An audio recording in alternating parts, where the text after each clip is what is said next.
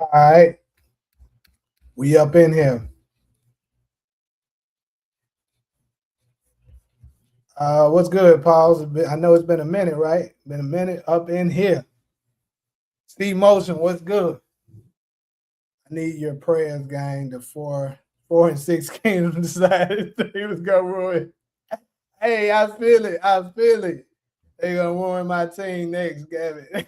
I can't do 2 years of that little bozo and his Lagroon fans. Hey, I show when I send my condolences, my brother. Cause look, when I seen it, I promise you, I bullshit y'all not. I said a prayer for the 76ers fan. I say, damn 76ers fan, y'all about to deal with what LA was dealing with all damn for the what for nearly a decade. I was like, you know what? And I'm gonna go ahead and tell y'all the script. We know what the script's gonna be. LeBron has now stepped foot in Philadelphia, right?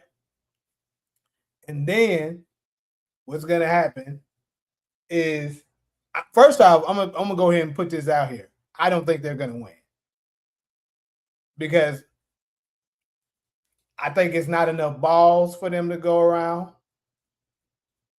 They got way too many ball dominant players. Embiid is not going to be able to be in the paint.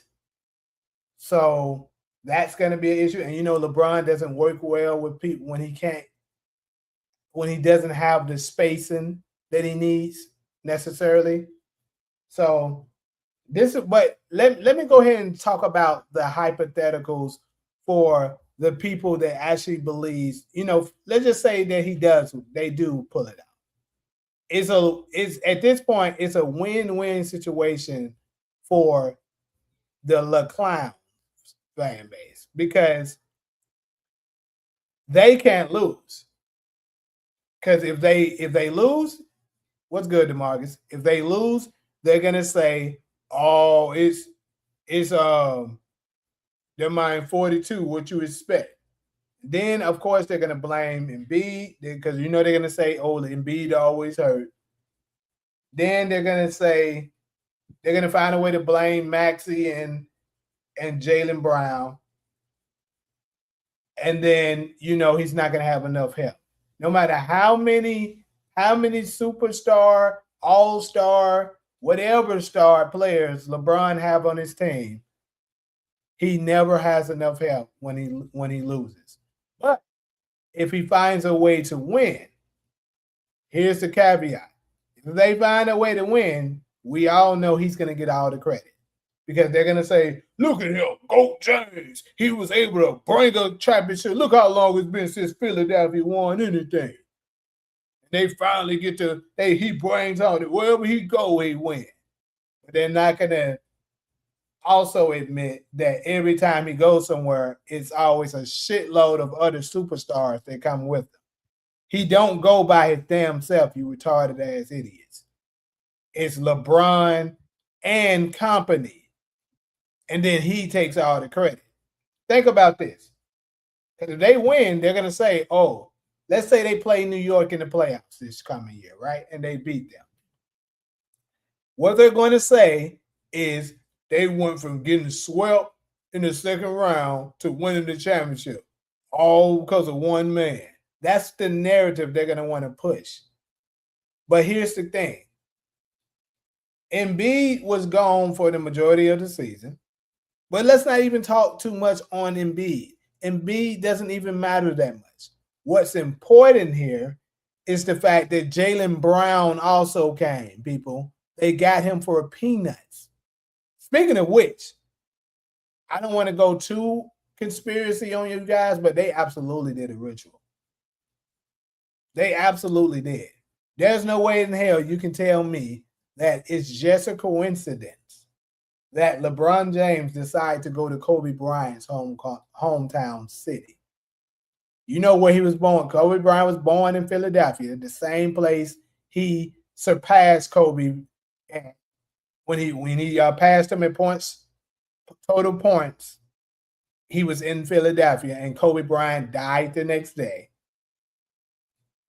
And then let's not forget, a year later, on the anniversary of Kobe Bryant's death, the record was 24-24.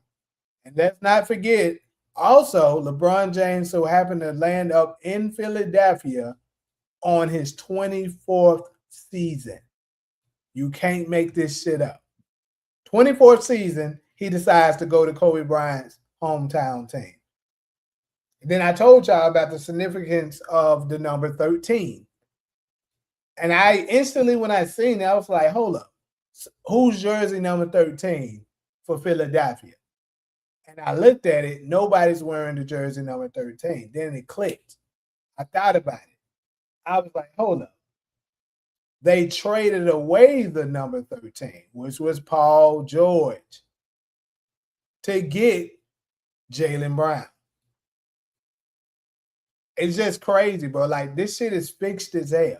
Like, don't get me wrong. I enjoy basketball. I enjoy NBA basketball. But I can't ignore the obvious. How fixed this shit is. But anyways, let me catch up on some of these comments. He said,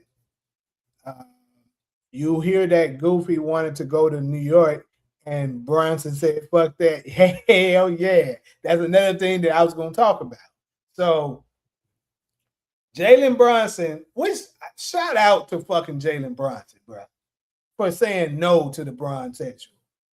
You know what I'm saying? Because he knew it's really no win in that. Like, his delusional fan base is saying, oh, they just turned down a guaranteed ring.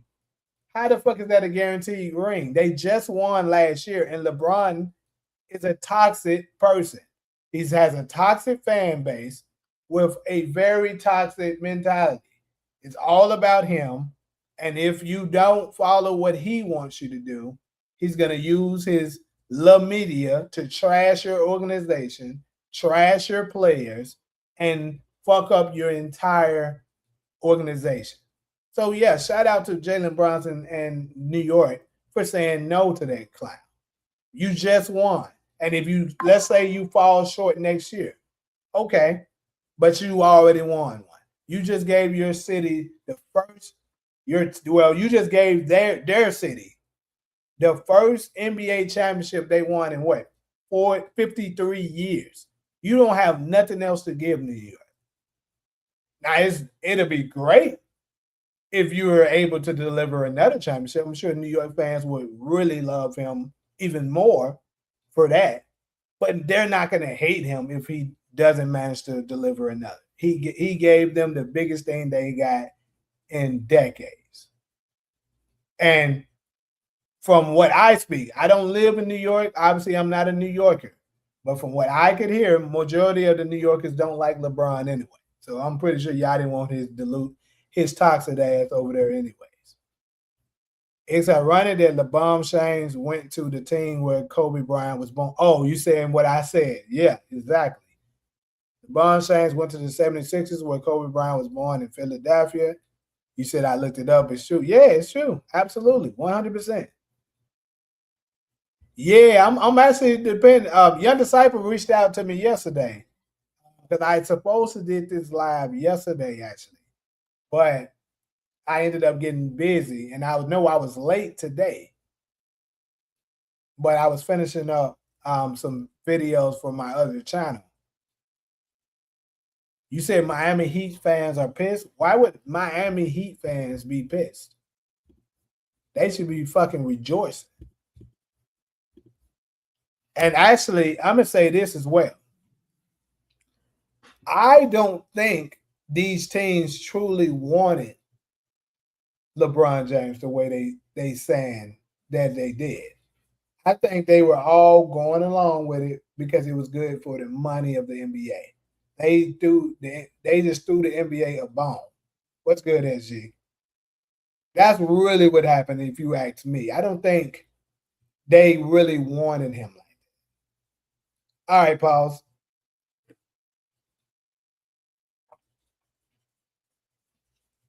Like this thing with Golden State wanted them, Cavaliers, Sixers. I think it's all a lie. Now I could see the Cavaliers wanted them. I can see that. The Cavaliers probably, they wouldn't mind having him. He's from there. They look like they're a piece away from winning. They probably like, we'll deal with his toxicity enough to go ahead if it can help us get another championships. And obviously, he will bring in more revenue. But shout out to Dreamers Pro, like he said, LeBron is too bougie for that. But I will say this, I did kind of think is a possibility of Miami because you got to think about it. If you can't live in LA, it don't get no better than Miami. Miami and LA is close to the same thing. You got the good weather, the all the luxury and things that it has to offer there. It would make sense. But here's another thing that I heard. Now I don't know how true this is, but they said that although LeBron signed with the 76ers, he's gonna live in New York but commute to Philadelphia when they have home games. Now, maybe that's true, but here's the thing. Let me look that up, or someone can just tell me in the chat. How long is the commute from Philadelphia to New York City? Now I know it's not that far, but you got to consider traffic and stuff. Obviously, LeBron's not going to be driving. He probably is going to be taking probably a helicopter, people, which is very ironic because we know that Kobe Bryant tragically died in a helicopter accident. So you said it's about 2 hours driving. So more than likely he's not going to drive. He's going to have either some kind of private jet or a helicopter to commute from New York to Philadelphia, more than likely. And if you're familiar with how this numerology and all this sacrifice stuff things goes, a lot of the times you get to trade places with the person that you're sacrificing. It depends on how you're doing. Now, this is all allegedly. Everything I'm saying is for educational purposes. But he gets to go and live a certain lifestyle that maybe Kobe Bryant has, right? While living in his city. And then you might end up suffering the same fate. Now, I'm not saying this is going to happen. I hope it don't happen because I don't want to see anything happen to LeBron. But I'm just putting it out there. All of this stuff is very, very, very suspicious, bro. Like, there's no way all of this is a coincidence. But anyways, I would like to ask everybody. I know we don't have that many people. I've been here. I haven't went live much in a while. This has been the first time in a while, but still, for the people that is in here, do you guys think the Philadelphia 76ers is now the favorite to win it all? And if not the favorite to win it all, are they at least the favorite to come out of the East?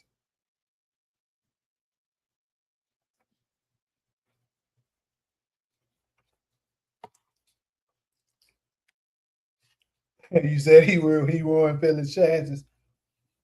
Well, I'm pretty sure Bron Sessions would be saying they didn't have a chance before LeBron. LeBozo thought LA fans was bad with the criticism. He don't know New York would destroy that. Yeah, I've been hearing about it. They said New York don't fucking play, and I believe it. I'm here for it. I think wish he would have went to New York. Only not because I want him to destroy y'all organization, New York. I don't want that smoke with y'all, New York. But I'm just saying, just so I can see New York tend to his ass like that. Because LA, LA was on his ass, but some niggas was actually buying into this bullshit. But maybe it was just the LeBron fans posing to be Laker fans that was doing that. Because I live in LA, as y'all know. Most real Laker fans, they didn't fuck with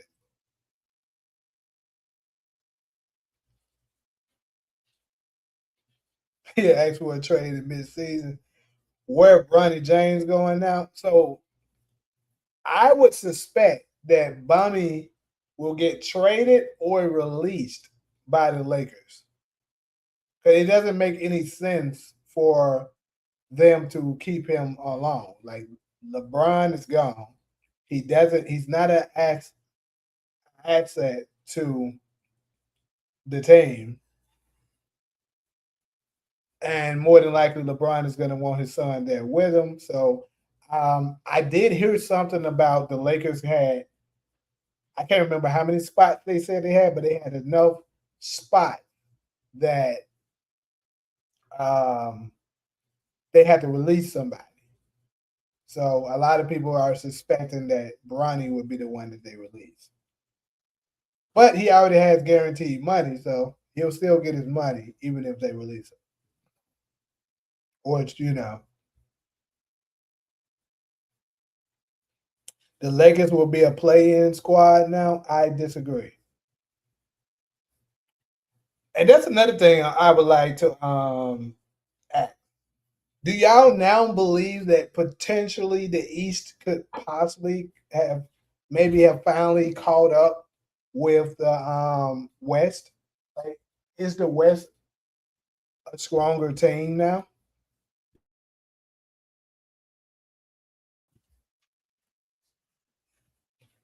Because let's look at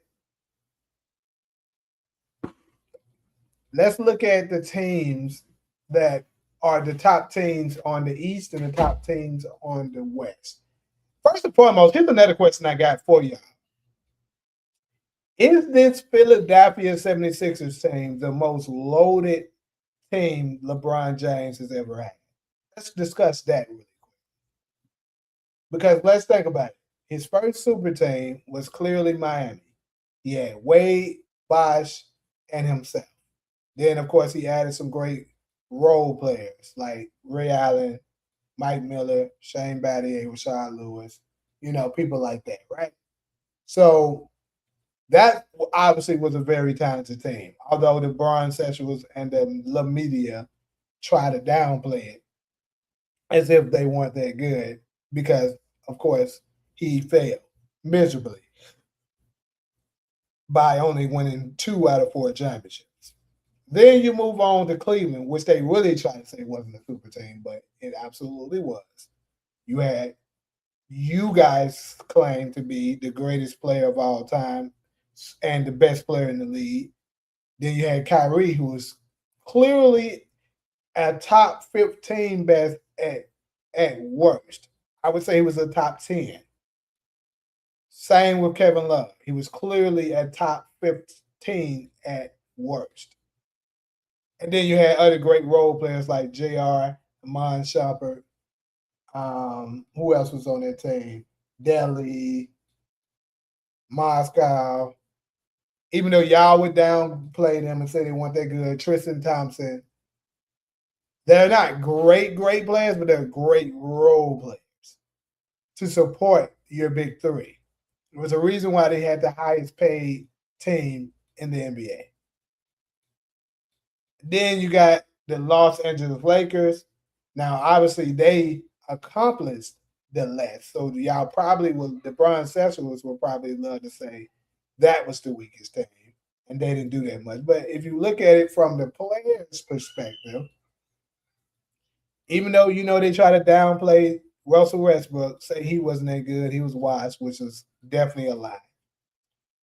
You had Russell Westbrook at one point. You had Anthony Davis, LeBron James, and then you had other Greek role players. Melo wasn't obviously Melo anymore, but he was a role player. Dwight Howard was a great role player. Rondo was a great role player. Then you later on got Austin Reeves. Then you trade away AD, and now you got Luka Doncic, who was another top 5 player in the league. Anthony Davis was a top 5 player in the league. Now, and Luka Doncic was a top 5 player in the league. Yet LeBron James still failed because they blame somebody else because that's what that fan base does. Now, you get to Philadelphia, and these motherfuckers got Joel Embiid, Tyrese Maxey, Jalen Brown, LeBron James, and Edge Come. They have a very elite roster, but they're gonna downplay it. They're gonna say, "Oh, they already heard them saying that Embiid's not in his prime no more." Although when playing, Embiid is arguably, if he's not, he's for sure top 5 at worst best scorers in the league when he's healthy. So you're not about to downplay Embiid. Now, if you want to say if he's not available, cool, we can rock with that. But you're not about to say he's not that good. That's a fucking lie. But they have already started that to get their excuses ready, like they always do, in case they lose. Then, of course, you got Jalen Brown. They're gonna say he's not that good. That's what they do. All of a sudden, he's not an all NBA player, although he was third in what the MVP rank. If he wasn't third, he was for sure top 5.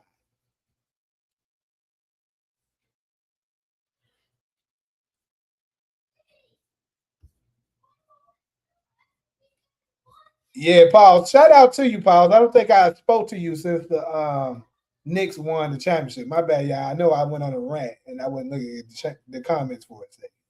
We said, Paul, I spent all of yesterday morning clowning Philly fans on why LaGoofy a bad fit on the team. You should have seen the glazing I had to deal with. So hold up.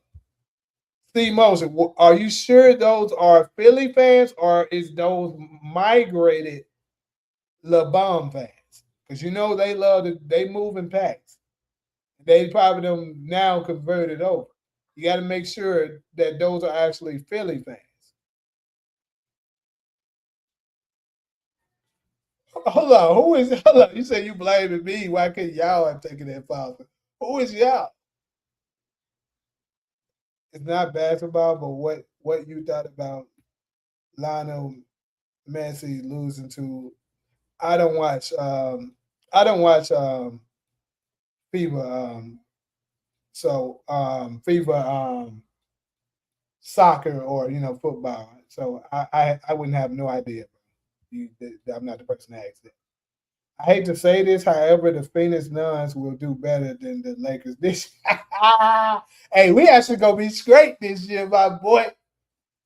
Nice pickup with picking up my boy Miles Bridges.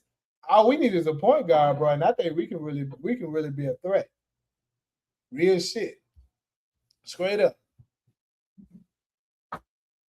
If we get a point guard, we are going to be a real threat.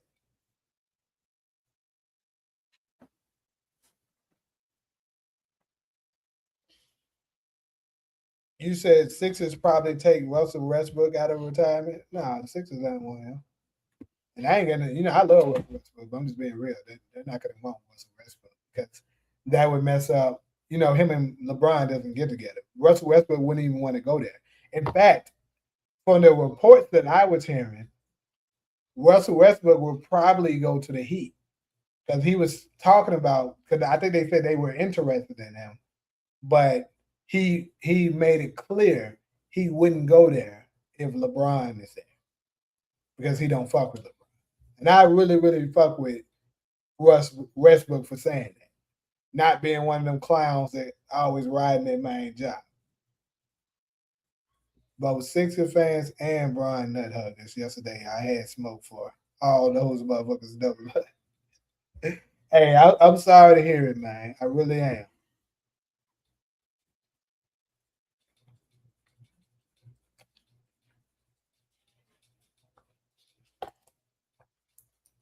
But who do y'all think is a stronger conference now? And who do y'all think is favored to win the championship?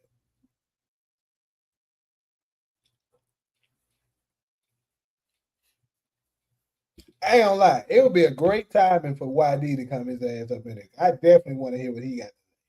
Straight up. I want to know what he got to say about the chances of them winning. Do we think that's a good move for him? But here's another thing, because I would love if LeBron fans was up in here right now.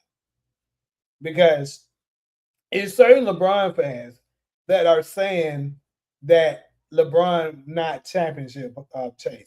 He not ring chasing. But yeah, he went to Philadelphia, who is now the most loaded team. LeBron, I think they're the most loaded team LeBron's ever been on because you got an MVP caliber player with Embiid. LeBron is a former MVP, obviously. He's not the same as he was, but I'm just saying. Jalen Brown is an MVP caliber player, but he was in the running last year. He didn't win it, but he was in the running. He's an All NBA. Tyrese Maxey is a second team All NBA player. He's an All Star. So you got four All NBA players that won All NBA within the past 3 years. Four players. What's good, bro? So you got four players that was All NBA within the past 3 years on the same fucking team. Yo, what up, bro? What's going on, man? It's been a Hey, so while. pause. Let me ask you: do you think this the most talented super team LeBron has ever been on? Yo, you know what's crazy, bro? That team was already a super team if you think about it, because you already It's had a Slick Jalen was. Brown. It's Slick was. Yo, bro, this is sad, bro. Like, I don't understand how anybody could see LeBron as a go at this point.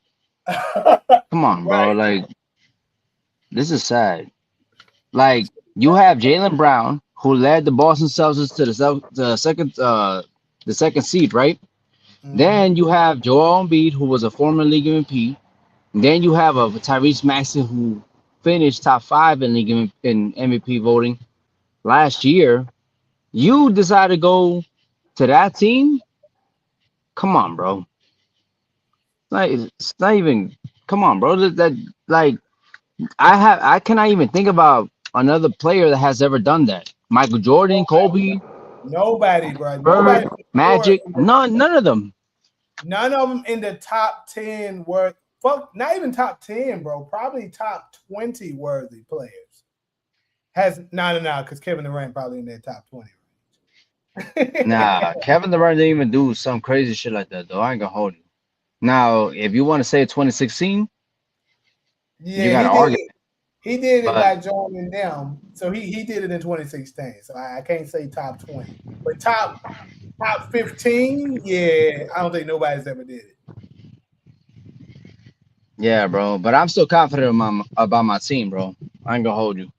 So look, this is how I see it. Hold on, let me get you your answer to this. Do you now think the East is more talented than the West now? What was that? Do you think now that the East is stronger than the West? Yeah, yeah, they are. So let's see, we got New York, but I think Boston will take a step down because that trade they did was kind of crazy, right? I have no idea. That's how I know it was something fishy going on with that because there's nobody in their right mind is trading fucking Jalen Brown for Paul George and some picks. That's insane. I You don't got think they. I don't think they're done. you don't think who's done. Boston. So I don't think they're going to be a weak team. I don't think they're going to be a championship contending team. Now I'm kind of pissed off, bro, because Mitchell Robinson's on that Boston Celtics team right now. Oh yeah, he did go there. Yeah, That's he true. went. Yeah, But he still doesn't, to me, make them a contender. Jason, because this is just my opinion. I don't think Jason. I think Jason Tatum is a great player. I don't think he's an all-time great level player. To me, he settles for the jumper too much. His drives is pretty weak, in my opinion, because I see him smoke a lot of layups. I mean, he has a good handle for his size. He can score, but like it's certain things about him that I don't like, and I just don't think he's that guy like that. that Achilles injury really fucked him up. I'm keeping it real with you, bro. Like, I think that Achilles injury which is That's another enough. reason why I don't understand why they would trade Jalen Brown because you got No, to pay I attention to think that. I think it's political. I think it's political reasons why they because it, I actually side with you with that one. It's like, yo, this guy is on his prime. He led the Celtics to the second seed Hmm. in the Eastern Conference Finals, but you get rid of him. Right. The, something's going on with front office and political point of views. Something's going on with that, which we still have. Which for me, I don't know, man, bro. Something still has to be. Something has to be revealed about that we still don't know yet. It doesn't And make any sense. It doesn't make any sense, by the way. here's another thing that's crazy that I saw. I saw this on X, right? This it was came from NBA Central. Said LeBron James believed Jalen Brown's comment about Bummy James played a role in his decision to sign with the Sixers. Why the fuck would that play a role? I would love to know the answer to that. So him thinking that your son is a bomb is the reason why you want to come over there. What the fuck? Yo, oh my goodness, bro. Like, It would be Houston versus San Antonio in the Western Conference Finals. I don't know about that. I will say this: Fred Van Fleet coming back will help them. Kevin Durant, I don't know. Kevin Durant is starting to really get exposed. Less than what 39 this year. no, Kevin Durant's gonna be 38. 30 next year he's going to turn 39. Yeah. Yeah, yeah, because his birthday's in September, so he turns 38 this year in 2 months basically. But still, he's old, and people are starting to really expose him in the playoffs. All you got to do is trap the fuck out of him and rough him up, and he's going to turn the ball over at a very high rate. Yo, talking about Kevin Durant, bro. We haven't even heard about Kevin Durant at all. He's so What's going fucking. on with him? I have no idea, bro. I haven't heard him in.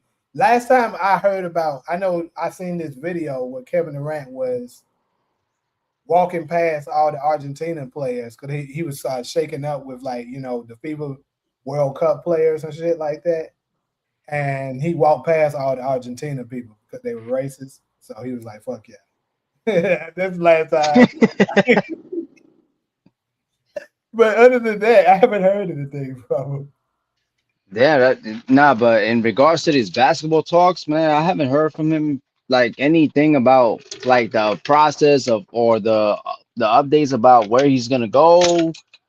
Because if you remember, he was out here creating all these accounts talking shit about his teammates and shit, and that's all that shit ruined his the chemistry with the team. It did. I said I called it too. I said, "Bro, Houston about to go down because that shit. Them folks not gonna be able to just overlook that. Every time they passing him the ball, they thinking in their heads, this is what he really think about." Yeah, he only played one game in the playoffs this year. I tell y'all one thing though.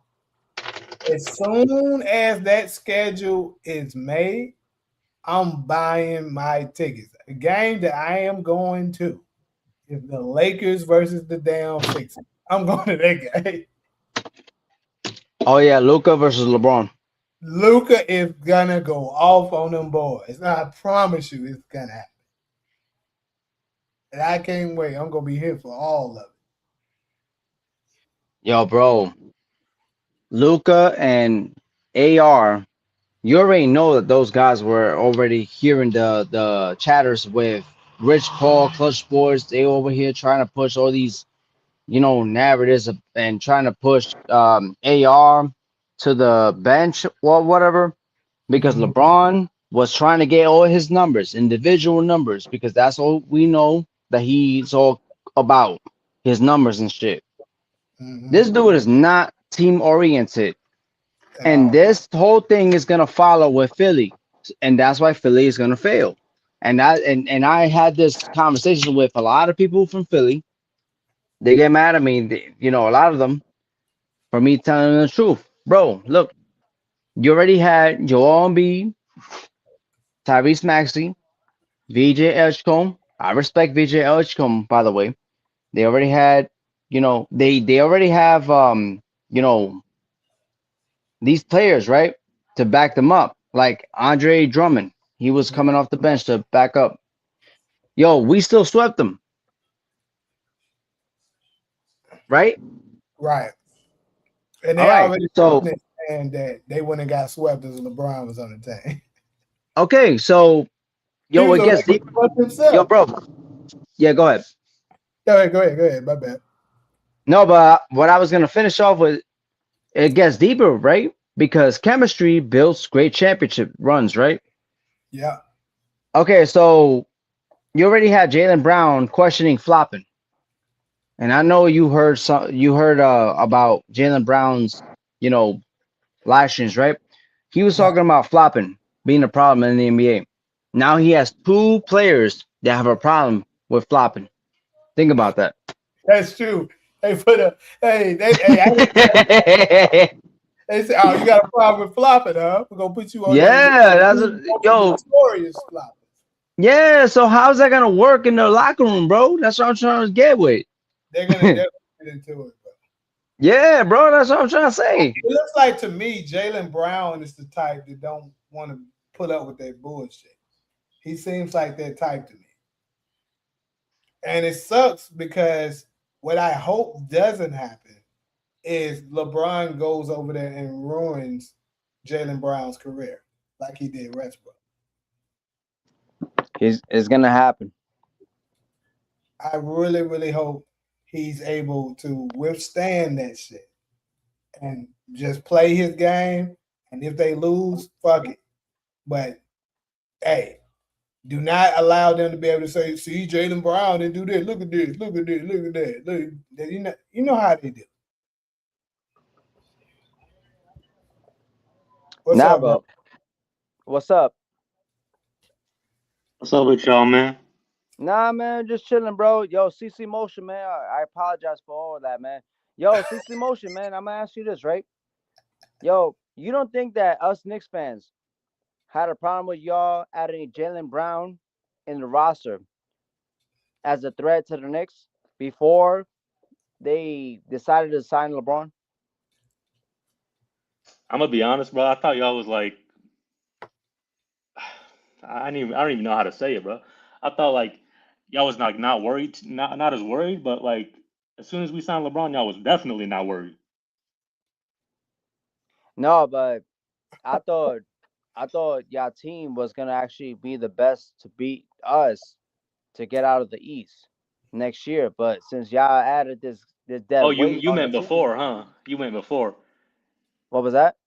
You meant like before we got LeBron. Yeah, I was figuring that y'all was going to be a little worried. No, no, no, no, no. It's not. In a sense, yes, but it was because that you had already Tyrese Maxey, right? You already had Joel Embiid. You already have VJ Edgecombe. You guys already have gotten Jalen Brown, which already, like I said to But the UAN, season's loaded, they bro. led them into the second seed in the Eastern Conference Finals. You Yeah. got him, so I'm like, okay, that's gonna be the number one team that I'm gonna watch over. Even the Indiana Pacers with Tyrese Halliburton coming back, I'm more. I see that the 76ers will be a more threat to us. But now that you brought in LeBron James, now it's nah, man, nah. Pause, Look, bro. so I gotta tell y'all, man. UAN. Man, I woke up yesterday morning, bro. I seen the news, man. It broke my heart. I felt like Will Smith off I Am Legend, bro. I was like, Pack, we gotta leave. We gotta leave. Pack, hurry up. They coming. look, this is the crazy thing. So this is what I suspect happened with their season. we know LeBron is not going to play more than 50 games. He might try to get 60 so he can get all NBA with his stat pattern, but I don't think he's going to get all NBA anyways. I suspect him to play 50 something games. Embiid for sure is only going to play 50 something games. So they're going to be dependent on Tyrese Maxey and Jalen Brown to carry them through the season. And then, they come in strong during the playoffs. But this is the problem with that bullshit. You can't build chemistry when you constantly one game you're playing with them, and then the next one you're playing without them.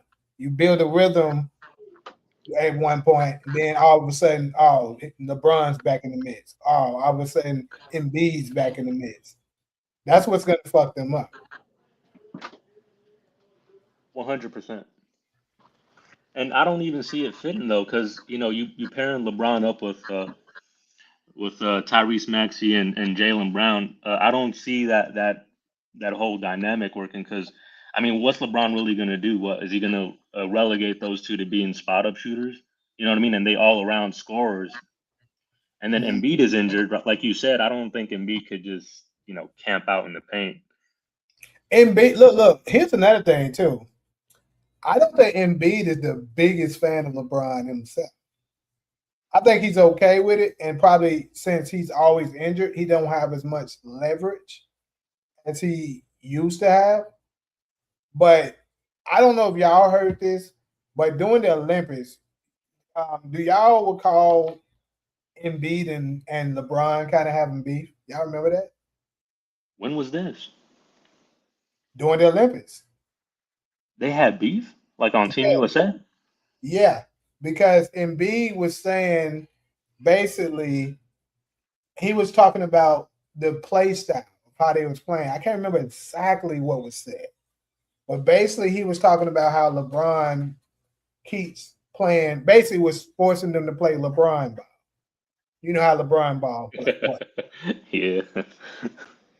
And then all of a sudden, they switched it up, and Embiid just, I guess they probably gave him that talk. Like, hey, we'll kick your ass off here. They give him the Jalen Brown treatment. They said, "Listen, we did it to him. We could do it to Yeah, you too."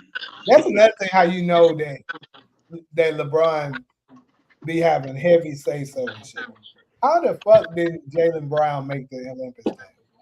And he's just fresh off winning the championship and the Finals MVP. But Yeah. his teammate Derek White did. That don't even make sense, You mean Yeah, it Stephen A. doesn't. Smith? huh? I said you mean Stephen A. Smith. This guy was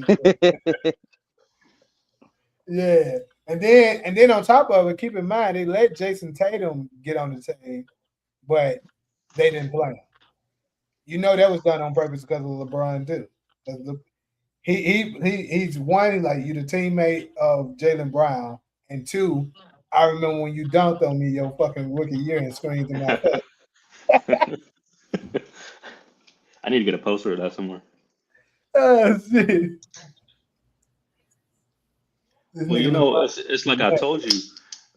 Pause. UAN. It's like I told you. Don't ever underestimate the 76ers of making smart decisions and then completely doing the opposite last minute. You're right. That's us. That's always been us. You know what I mean? Okay. Yeah, no, no, no. You're right. You're right. Actually, my martial artist instructor always told me never underestimate your opponent. So yeah, you're right.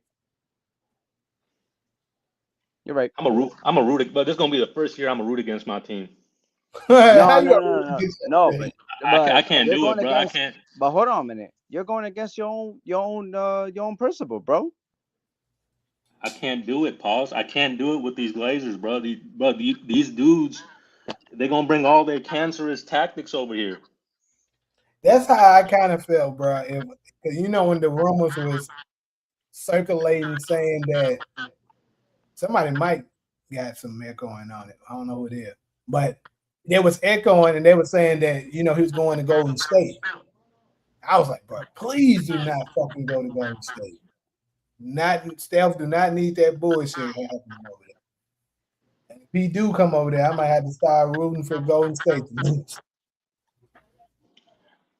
That's a great point. Hey, UAN, pause. I'm gonna ask y'all a quick question. Can y'all even rank LeBron James now? Like, I Mm-mm. can't even rank him, bro. Like, I don't know Yeah. where to put him.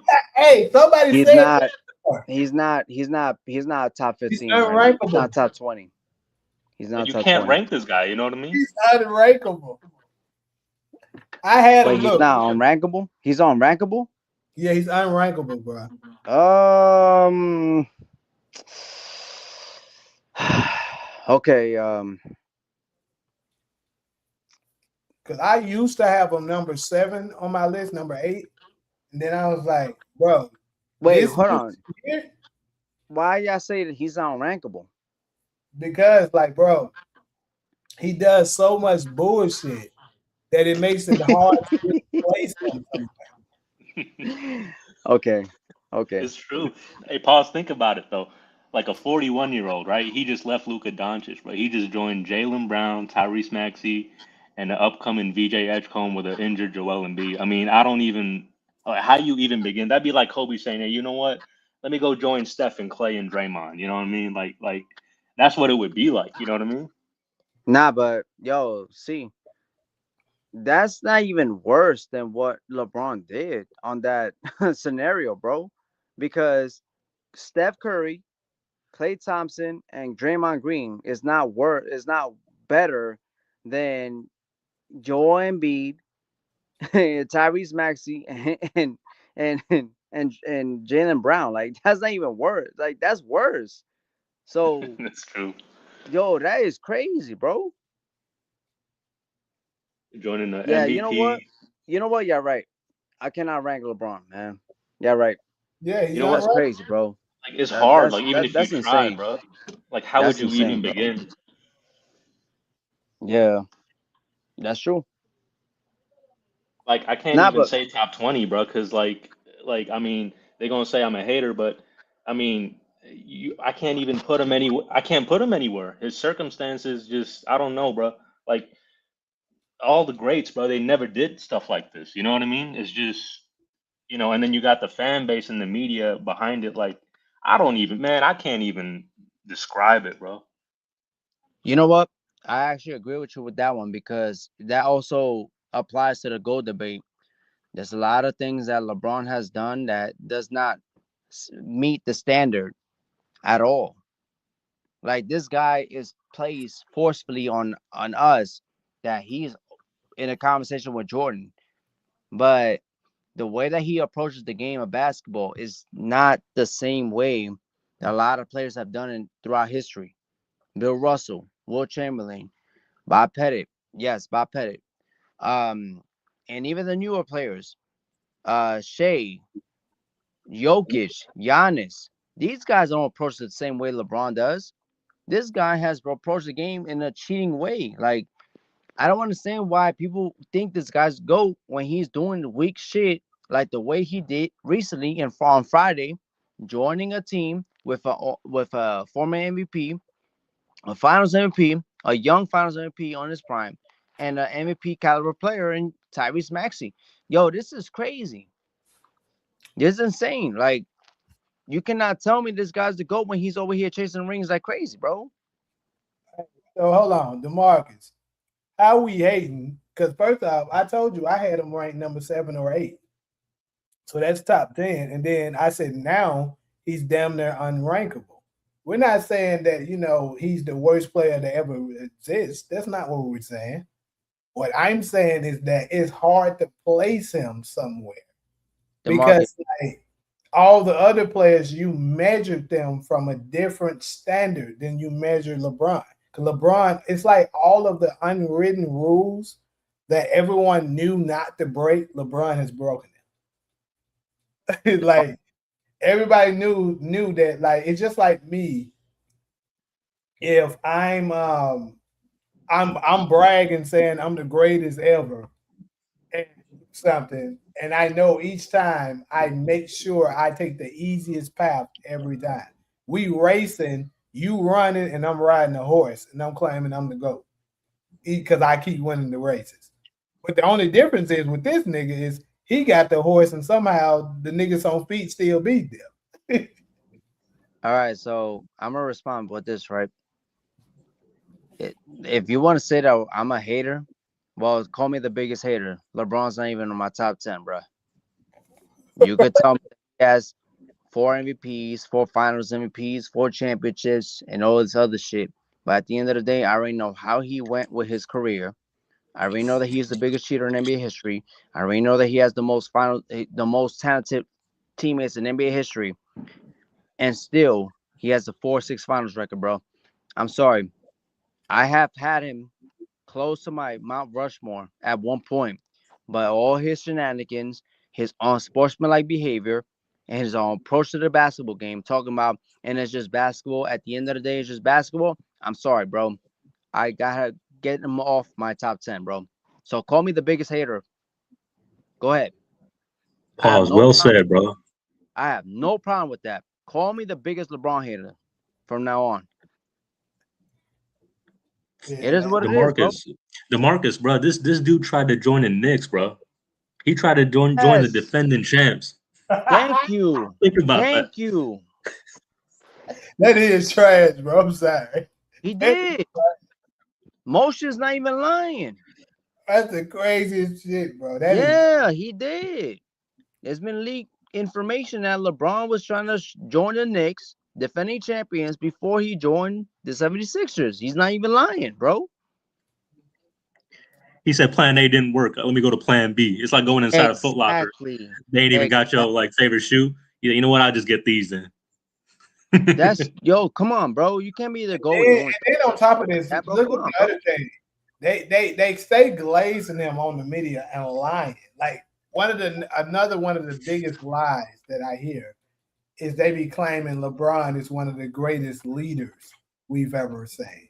And I'm like, bro, that doesn't even go together because one of the best qualifications for being a leader is a leader takes accountability.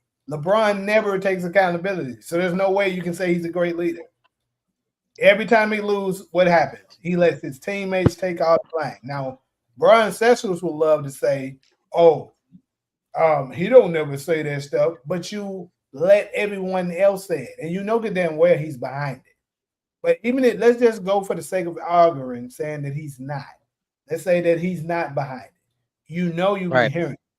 You never say anything to defend them. When they was trashing Russell Westbrook, did you ever say anything? Hey, that's my teammate. Get off Russ. Let Russ play his game. It's not his fault. We losing as a team. We got to figure this out as a team. Did he ever do that? No, the fuck he did not. Did he do that when they was losing? When they was trashing Luca, saying he's fat, and talking about Austin Reeves need to come out the bench. Did he speak out about that? No, he did not. He never does it. He always finds, and then he even go to say, "Well, I did this. I got these numbers." He does that every single time. That's not good Check. leadership. He said, check my stats. Check my stats. Yeah. He's actually wore a T-shirt saying it.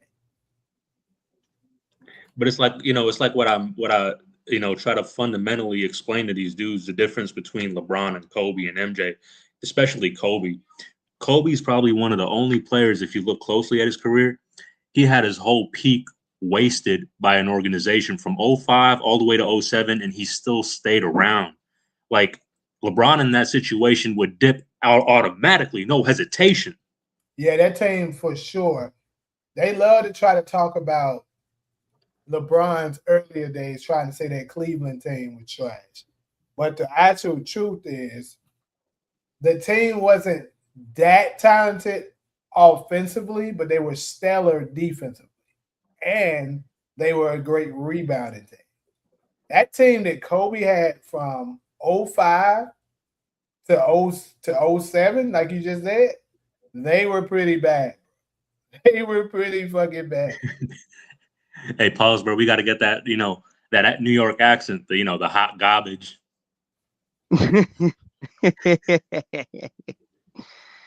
Yeah, right. Yep. Talk about Ja Morant. What about him? The nigga went to Portland. Let's go. Wait, Let's what go. was that?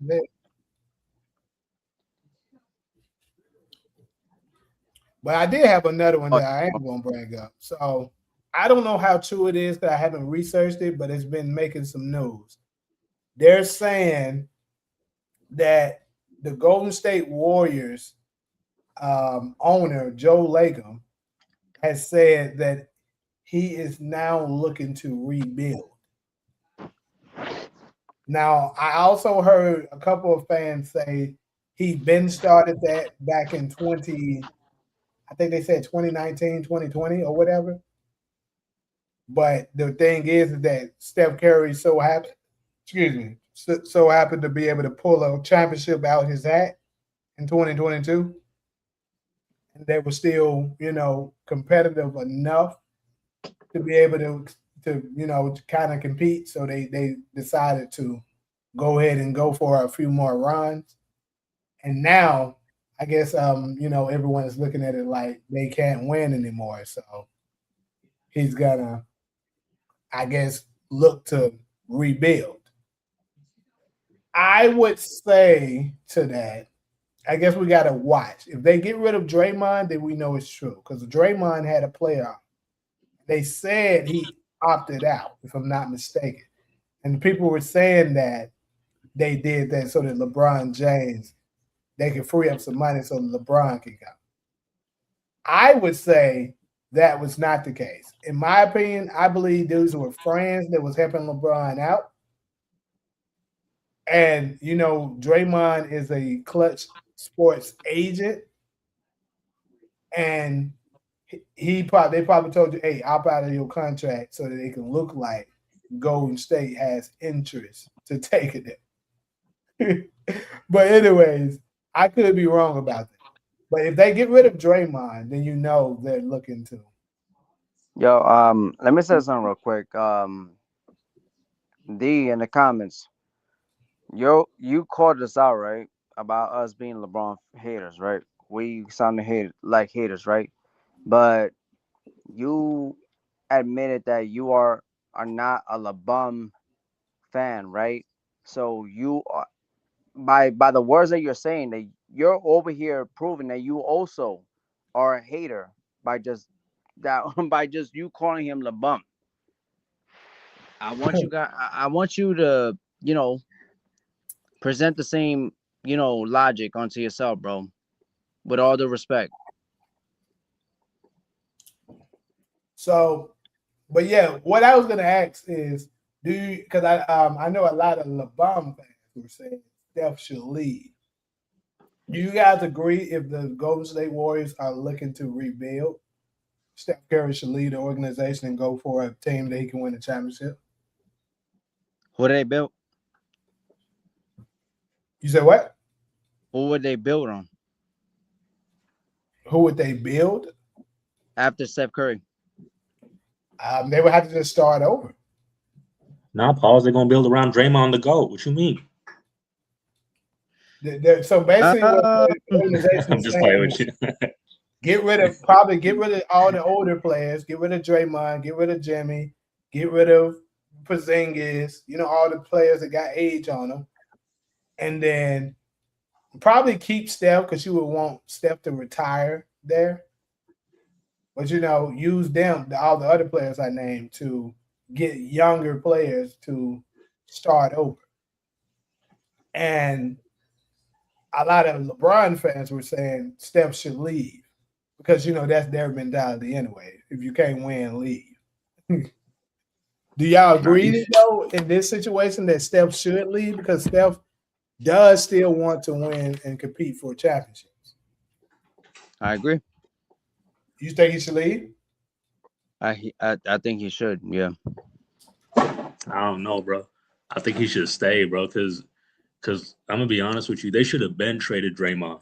Like they They should should. have been traded him. You know what I mean? Because I might be a conspiracy theorist when I say this, but I think Draymond Green is a clutch double agent, bro. I'm gonna be honest with you. I truly believe that. And Okay. Steph, man, So, he just don't take it. You know what I mean? He's not the type to get confrontational. You know what I mean? but that's my point. I think that's the reason why he should leave, because why Golden State didn't trade him sooner enough. Probably because he said don't trade him. Yes, sir. Yeah, That's that's the point. another thing about Steph. All right, that's a good point. Okay. But that's the only way I would see them not trading him. But UAM pause. If Steph leaves, he's just gonna be feeding into this whole the whole negative aspect of these star players abandoning I don't think he's their going to leave, me teams. personally. I think You don't think Steph, so? no. And I don't think he should. Like, you don't had an amazing career. You super, like, you know how they love to ride LeBron that saying he overachieved. Steph Yo, super overachieved. I just pictured something, a memory, right? I remember Steph Curry with a cap and in front of a referee and Draymond Green. Draymond Green was arguing with the ref, and Steph Curry with a cap was like really, like I already saw it in his face, like he was getting tired of Draymond Green, and it's not the first time I saw it. Multiple times I saw these scenarios, and then these moments where Steph Curry was frustrated with Draymond Green. I've seen it too. I've definitely seen Yeah, I situations. seen it. Yo, motion, you saw it too, right? Wait, pause. You said he was wearing a cap. Yeah, he was wearing a cap. Now on that cap, I think I know what you're talking about. Like on the cap, did it say LeBron's daddy? Wait, what? You threw me off, bro. You threw me off with that one, bro. No, you know what I'm talking about. On the cap, it says LeBron's daddy because 3-1. Oh, yeah. but, but Nah, I yeah, think I know it. But there's been many times that Steph gave Draymond that look, even in games. yeah. I actually the most memorable one for me was it was the time where Draymond was doing some shit and he got suspended. He did something. I can't remember what it was. I think it was when he. I wouldn't say it's when he did he that turnaround forearm move to Nurkic when he was playing my son. I think it was that guy. Steph was looking at him like, "Bro, what the fuck are you doing?" Yeah, I remember that. And then I also remember like a few days after that, Draymond has his podcast. He had Clay Thompson on there. And Clay Thompson was telling him, like, bro, yeah, we was like, brother, what are you doing? Because we need you out there. And you can't be doing stuff like that, missing games. So they, Clay got on him a little bit about, some of the stuff he be doing. And it seemed like he kind of calmed down a little bit after that little incident, outside of when he choked Rudy Gobert. Right. But yeah, that for sure. If I don't know how Steph does it, I wouldn't be able to do it because I know if I'm in Steph Curry's shoes, and I'm pretty sure Steph believes he's better than LeBron James. I have no doubt in my mind he believes that. I would agree with him. But You really if think so? you say what? You really think so? Yes, I truly believe Steph Curry is better than Yeah. Yeah. Yeah, I ain't gonna lie. I take Steph over LeBron too. Yo, so. bro. Yo, let me say something, right? Yo, think about it. You stayed in the same organization for the entire career that you had. The same the same, the same organization, right? You beat this guy 3-1 in the finals. Basically, you're 3-2 in the playoffs overall. You got three championships. You beat three out of him. And yet you never left. You never team hop. You never jump ship. You never stack decks. You never had a rich Paul behind your back. To pull up, trades and whatever. You did it the right way. A 6'3" guard doing it the right way, changing the game, having more influence, having more impact in the league on your watch. That is deep. This is why I say, and I agree with you both, yeah, Steph Curry's over LeBron in this era. And I don't care So what anyone says. He's over LeBron. Period. fact. But pause. You weigh in. What I was gonna You say though, go what I ahead was gonna again. add on to it though is that reason why I wouldn't be able to deal with Draymond. Like I think Draymond is very complimentary. Like, he compliments Steph very well. The toughness, how he knows how to find him, and I think Draymond has very high basketball IQ. But you glaze my nemesis way too fucking much. There you And then go. That's so you true. There you always talking about LeBron's the greatest. LeBron's did this. Then this nigga on his podcast talking about some. There's no way we would have beat LeBron if Kevin Durant didn't come to that team. There you Wait, go. what the fuck are you Man, talking about? You had him down 3-1. A suspension and injuries happened for him to win, and you're telling me you didn't have no chance of beating him, nigga? Clearly you're an agent, motherfucker, because Now, you're lying. yo, UAN. UAN. He won 4 championships with that backstabbing mofo on LeBron's watch, bro. Exactly. That's what I'm yeah. saying. Well, you know Imagine, why they couldn't imagine had a nigga. promote Steph?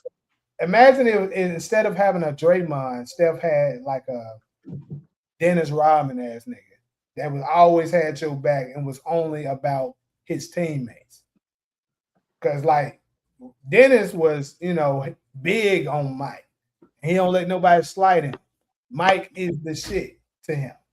But this nigga Draymond, be like he gives Steph a lot of praise, sure. But like, bro, he nut ride LeBron too much. That's true. But UAN pause.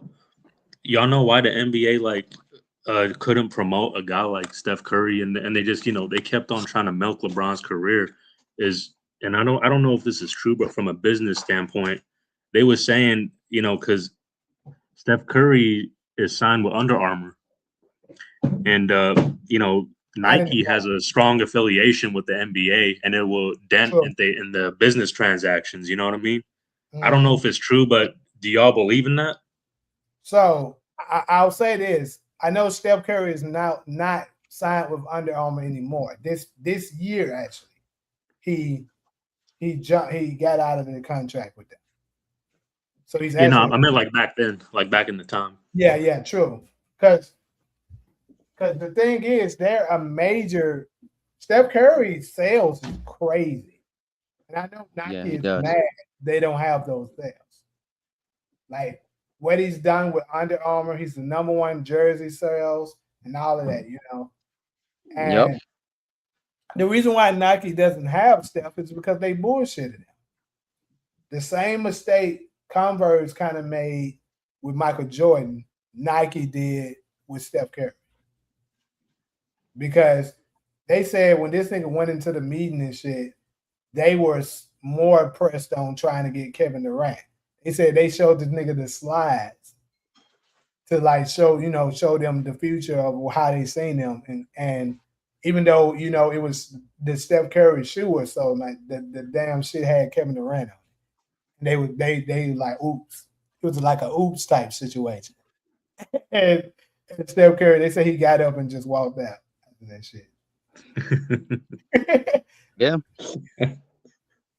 Yeah. So it shows that they didn't expect Steph Curry to become what he became. Yep. Bro, I ain't gonna hold you, bro. I did not even see Steph Curry coming like the way Nobody. 2015, I was shocked. I did not see Steph Curry and the Warriors coming out like that, bro. I ain't gonna hold you. So when they love to talk about some overachieved, way more than what folks expected them, now that's Steph Curry's story that y'all talking Yeah. about.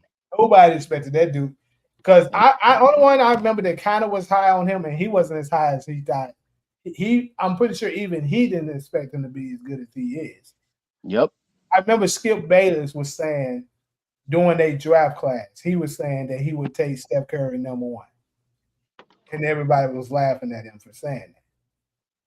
Because that was Blake Griffin's draft class as well. And now, fast forward through, I'm pretty sure everybody would take Steph Curry over Blake Griffin. Yep. You're not even lying. And I'm also mad because the Knicks passed off on Stephen Curry, bro. Sure did. Yo, I'm pissed. Yo, Oh, hold I'm on. No, they didn't. No, they didn't. I don't think they did. no, they did, bro. No, they didn't. Steph Curry was the number 7 pick, and the Knicks was gonna take him at 8, but Golden State took him before he got to do it. That's what happened. Wait, hold on a minute. Wait a minute. Yeah, if I'm not mistaken, I think Knicks had the number 8 pick. Damn, that was so long, man. Now, I'll look it up real fast, but I'm pretty sure that's what it was. Nah, because Yeah, damn, New man, York did have the number 8 pick. They took Jordan Hill. that's been so yo that draft class has been so long, bro. I can't Right. even. Bro, New York passed up on DeMar DeRozan. That's crazy. Yo, New York passed off on a lot of players, bro. Yo, New Yeah. York has been horrible Yeah, with it was a number 9. Number 9, like you said, they took Jordan Hill. Because how I remember is because Stephen A. Smith used to talk about it a lot. He used to stay talking about he's upset at Golden State for taking him because he said he was one more pick away and we could have had Steph Curry here in the Garden. I remember he used to talk about that a lot. damn, bro. Yeah. But all the other 6 teams that passed up on him, they made a huge mistake. Yo, Steph Curry's a generational talent, bro. Really, really is. Like he really is, bro. Like he changed the game in The this type gen. of stuff I'm saying, do I have never seen nothing like it. Yo, I Wait, never. pause. UAN, y'all remember Ricky Rubio? Yeah. Yes. Man, He they dropped even took his Ricky son, right. Rubio before Steph. That's crazy. I know. I remember.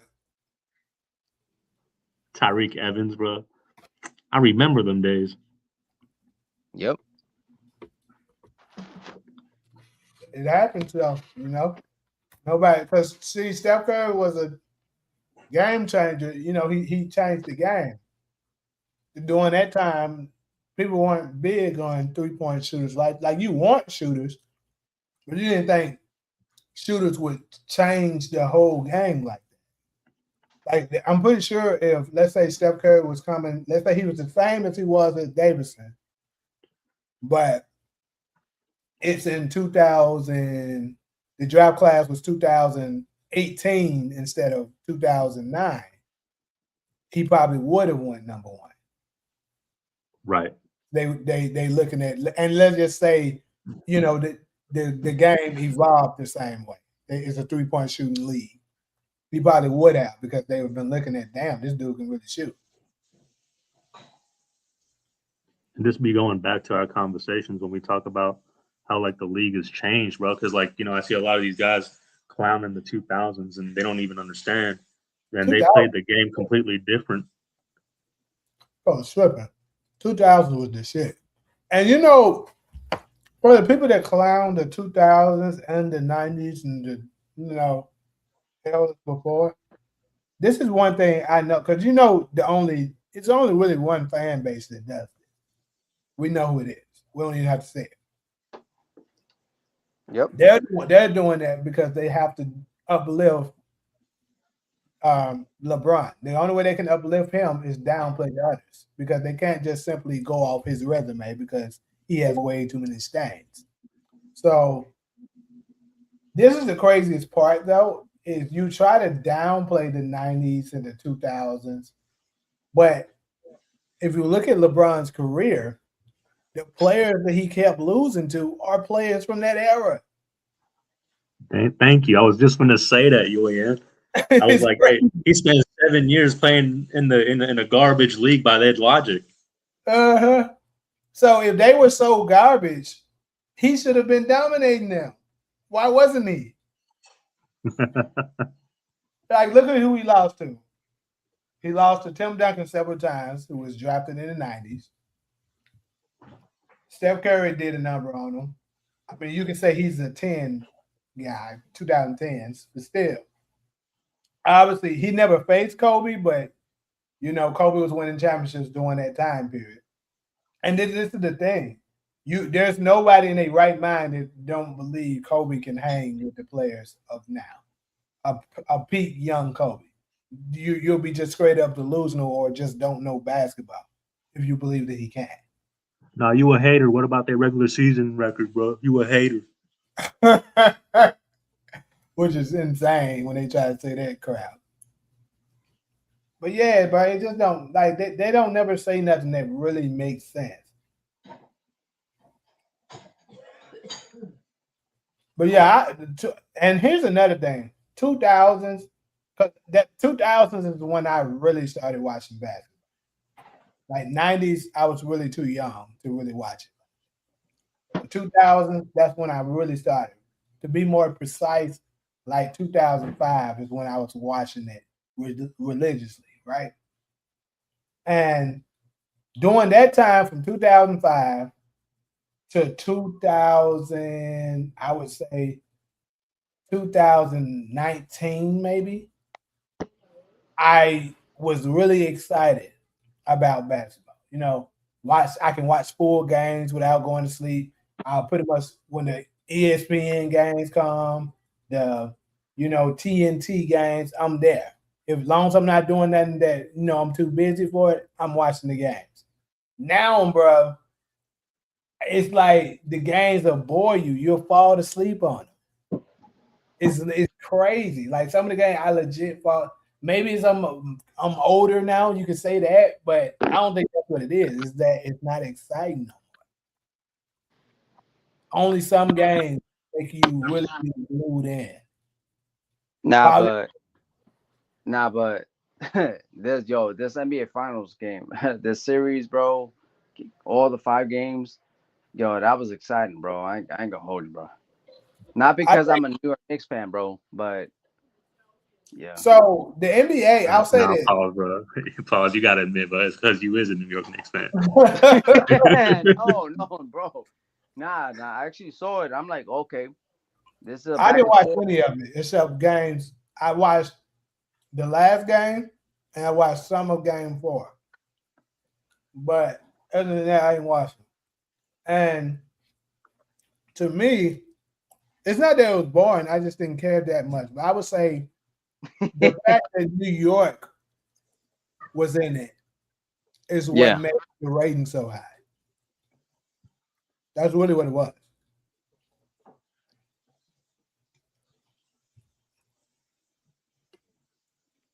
I believe because the last time, they haven't won a ring since what 70, 73, right? Yeah. And that's a long time, man. They were starving for that one.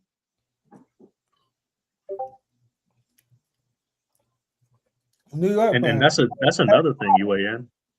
I was Yeah, gonna what? ask, man. That's another thing, like, cause pause. You from New York? I want to ask, bro.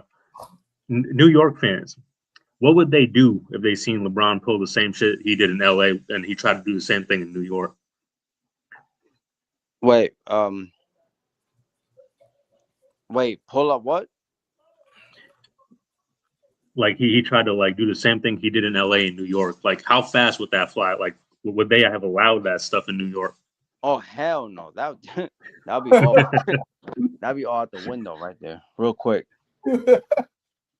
That'd be quick, yo, dismissed. Right there. So, so we got to We don't play trade like Brunson. We got to trade Cat. We got to trade everybody. I ain't trying to play with no Brunson. yo, bro. Hey, That won't work over here, bro. New York, That New won't work York over fans here, are bro. crazy as hell. When they lost the one game that they lost, bro, them folks was beating the shit out of every fucking Spurs fan in sight, bro. It was crazy. Yo, yes, I'm like, yes. bro. And yo, motion. Yo, UAN. I'm not one of those crazy Knicks fans, to say, that I was gonna go out with the crowd and beat somebody up with a Pacers jersey on, with a Celtics jersey on, with a Spurs jersey on. I'm not that crazy, I'm not a crazy dude like that. I respect like I would have a I would have a Philadelphia 76ers fan with a jersey on pass by me. I'm like, whatever. That's their fan, whatever, you know? But I'm not those crazy ass Knicks fans that Basically, what I'm trying to say is, I'm already old. I'm already like I'm past my 30s. Not past my 30s. I'm in my 30s. But it's the young kids that were doing the crazy things that y'all saw on the videos. It's all the young kids that y'all saw in the videos that were doing the crazy things. Like, oh, yo, wherever you see a Spurs fan with a Spurs jersey on, let's fuck them up. Nah, man, it was not the older ones. It was the young ones. Those are the ones who Pause. be acting up. I They be gotta the ones who ruin it for us. Just letting pause. I y'all gotta know, I'm ask not you, one of bro. those. Yeah, go ahead. I gotta ask you. Is they, bro? Is those true New York Knicks fans, or is they just like posers, bro? I really need to know They're the answer to posers. this. They're posers. I'm I gonna tell you knew the truth. They're posers. They're posers. And I don't like that shit because that puts a bad name on us true Knicks fans, bro. Because we don't do shit like that. But the fact that these young kids doing all that, nah, And man, then they threw an I don't egg at respect that. Wemby's head. They whacked Wemby with an egg. Yo, yeah, they did. I remember That that. was young kid, bro. I Yo, forgot about that. I don't agree with that. And I don't That's agree with that, crazy. bro. I'm telling you, I don't agree with that, bro. We gotta be respectful, bro. No matter Yeah, what. That's my approach. We gotta be respectful, bro. yeah. Period. I'll say this though, another good game is going to be really good. That I mean, obviously I probably ain't gonna get to go to the game because it's going to be in New York or in San Antonio. But the Spurs and the Knicks, that's going to be a hell of a game too because Wemby is going to try his best to go off on y'all. That motherfucker going to be playing hard as hell. Nah, but yo, UAN. Let me tell you the truth, bro. When Wemiyama yanked Jalen Brunson's head onto the onto the floor, Yeah, I seen that. I was like, bro, look, you did it to yourself, bro. I'm sorry. He I looked like apologize. he looked like threw an overhand jab, bro. He just bang. Yo, bro, yo, motion. I was like, oh my goodness, bro. Like, why you did you do that? Especially in the garden. So And it's they like didn't call a foul, right? They didn't really call a Nope. foul no, on that no play. flagrant, no technical, Yeah. no free throws, nothing, bro. It was That's just a crazy. play, bro. And he got away with two other flagrant fouls and nothing. I ain't gonna lie though. I All like right, that. so let me give you one, right? Wembanyama, no, in the same game, I think it was Josh Hart who was called for the flagrant foul or technical Yeah, foul. yeah, I I remember forgot that. which one was it, where he Josh landed, where he had his foot and then landed on the shooter's landing spot. He got called for it, but Wembanyama did the same thing and nothing, no call. Yeah. Yeah, that's tough, man. And I'm gonna I say this think about Wemby. I like him, but he did show me some disappointment too. Because what he kind? kind of showed me some LeBron ish in him. And I didn't like it. And what I mean Yeah. by that is when LeBron feel like he lost, LeBron will go to looking defeated. And we seen Wemby deferring to Harper in the last minutes. I'm like, what the fuck are you doing? Why are you looking to give it to Harper? And then on top of it is one time I seen him drive and the Knicks kind of doubled him a little bit. And like every time they double, this nigga passing to De'Aaron Fox. I'm like, bro, can't you see De'Aaron Fox? I got a better chance of making a shot than Fox. Stop passing it to that nigga. What the fuck? It's just like, did you notice that shit? Yeah. Yeah, I Yeah, did. well, nothing to do with the rock. So yeah, But it's like, that kind of disappointed me. I'm like, yeah, you gonna have to fix that. Yeah. but I ask y'all like when I see Wemby though, for some reason, when I look at his attitude, he looked like he really hates losing. Like LeBron, It does. I don't know if like LeBron has that. You know what I mean? Like Wemby, like you could see him like he he hates it, bro. You know, like you really want to win. You know, like with Uh, LeBron, I feel like he really don't care. I agree. I actually That's agree. You we actually should you talk hit it about on the that a nail, bro. lot though. I didn't even realize that. The difference between players like Michael Jordan and Kobe and LeBron is that dog, that killer instinct, the desire to win. LeBron doesn't have it. He doesn't. He don't Yep. give up. That's what I mean by he'll just once he sees down and there's not that much time left, you'll see him folding. Yep. And that's a reflection of your mentality, bro. When I used to play on the basketball team, bro, one thing that taught me about that is like your mentality, bro. You can have all the skills, the talent, all you want, but if you don't have it up here, what's good? What's all good? What's all that good for, right? If you're gonna give up, if you're gonna quit. Now, And I can going already back feel to the next 2 years, bro. bro. Yeah, going back to Wembyama. Yes, he hates losing, and that's a good thing.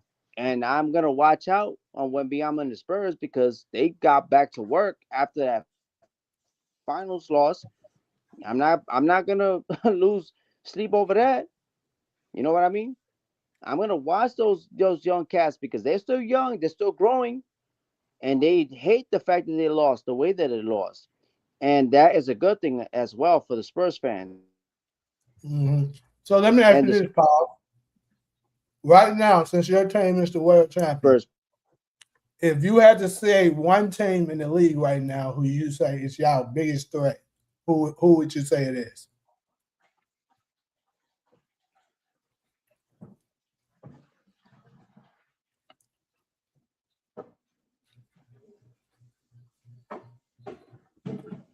You hear Probably me? used to be us.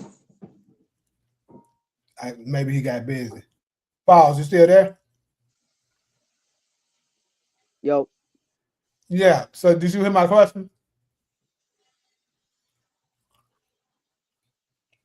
Maybe having some difficulties. But well, let me ask you though, who you think is the most, and who you think is their biggest threat, In the East. just in general, East and West? Man, I gotta give it to man. I gotta give it to in the East. I gotta go with the New York Knicks again. The Sixers, No, bro, they're gonna have chemistry issues, but in the West, I'm asking uh, who is the Knicks' biggest threat? oh, the Knicks, big. My bad, my bad. The Knicks' biggest threat, Yeah, in the East, right? and all, overall in the league. Man, that's tough. Man, uh, I gotta roll with OKC or the Spurs. yeah, can you hear me? Oh, Yeah, okay. Okay, so to answer your question, bro, is the Spurs. Okay. Yeah, not OKC. that's my pick. They just got rid of Luke Dort. Who they got instead of? Let me see. Who they got instead of Lou Dort? They traded Luke Dort for damn, I forgot who it was, but it was with the I Hawks. don't remember who they got. It was with the Hawks. It was the trade with the Hawks. I was disappointed. Like, why trade away Luke Dort? He was a great piece for y'all. I don't understand it. I don't know why they did that. I don't think he was that good this year, though, huh? Nah, I mean, I would also say the same thing about Shea. Shea wasn't that good in the postseason this year compared to last year. So Yeah, but you got to also consider Shea is getting all the attention. Lou Dort, his production is, solely based on are you going to make your open shots? I mean, what about Czech Holmgren? Now him, we should have a conversation. He said, No, that's bro, what I'm saying. That's what I'm is saying. the I'm name. like, they got rid of Luke Dort, but they didn't get rid of Czech Holmgren. But I think it's the Yeah, potential. That was kind of weird. and He's also the still height. he is a good player. He made All NBA. It just seems like Wemby is his kryptonite. I don't Now know the Hey, what. way he UAN. Pause. performed, yeah, go ahead. That's what I was saying. At Kobe Bryant film room, I was telling him about like how what's his name, Chet Holmgren, bro. He looked defeated against Wemby, man. He didn't want to have nothing to do with the Rock, bro. I don't know Nah, if I understand something like that. yo, bro, yo, game one, yo, guys, I remember game one, OKC versus yo, Wembyama has put up a masterpiece, bro. Like this dude went off, carried the Spurs to this dude. Come on, man. Check Holmgren with his red face, sweat, shaking his shit, bro. I remember all of that, bro. I'm like, damn, bro.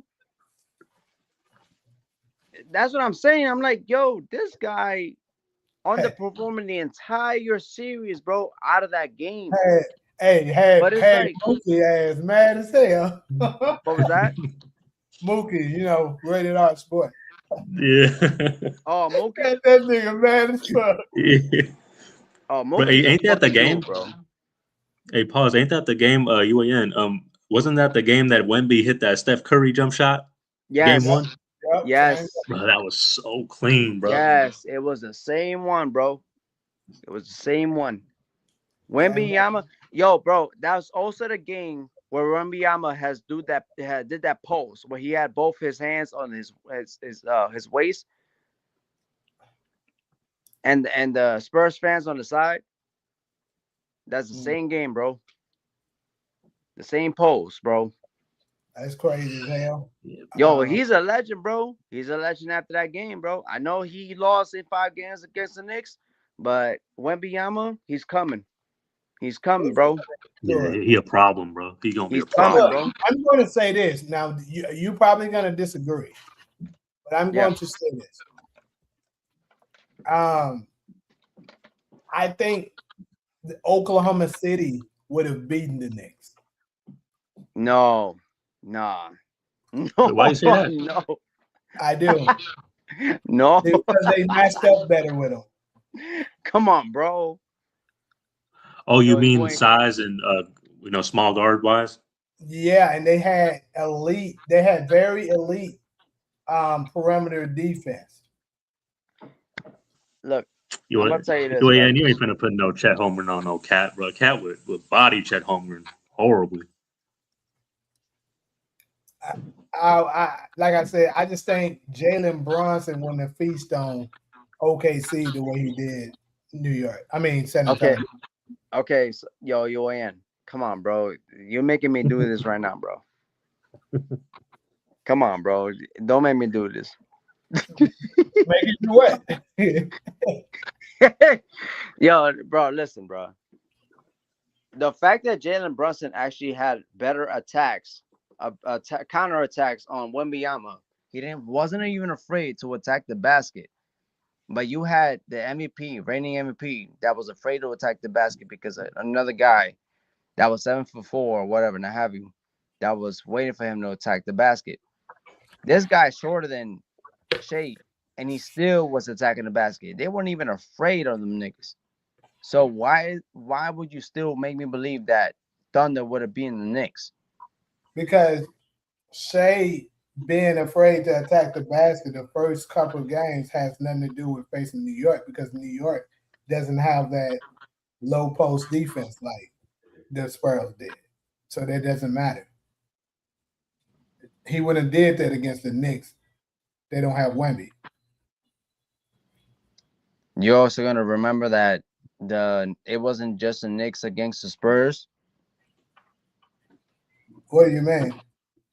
Okay, you're gonna tell me that the Spurs had the referees behind their backs like crazy, bro? The whole pressure was on the Knicks to lose, and they still overcame all that, and they beat them in 5 games. Again, you're talking about what they did to the Spurs, though. I'm talking about what they would have done against OKC. Okay, so all right, so going to the scenario, right? You're telling me that the Knicks did not have that defense, the interior defense that the Spurs had, right? Okay, so I'm gonna counter with that one, right? What Uh-huh. about the perimeter defense that the Knicks had? perimeter defense. I mean, the Knicks defense were great in the playoffs. Don't get me wrong. They definitely was great in the playoffs. But I'm saying Oklahoma City's defense was also stellar. I don't think the Knicks had to face anybody in that whole playoff run whose defense was on the level of OKC.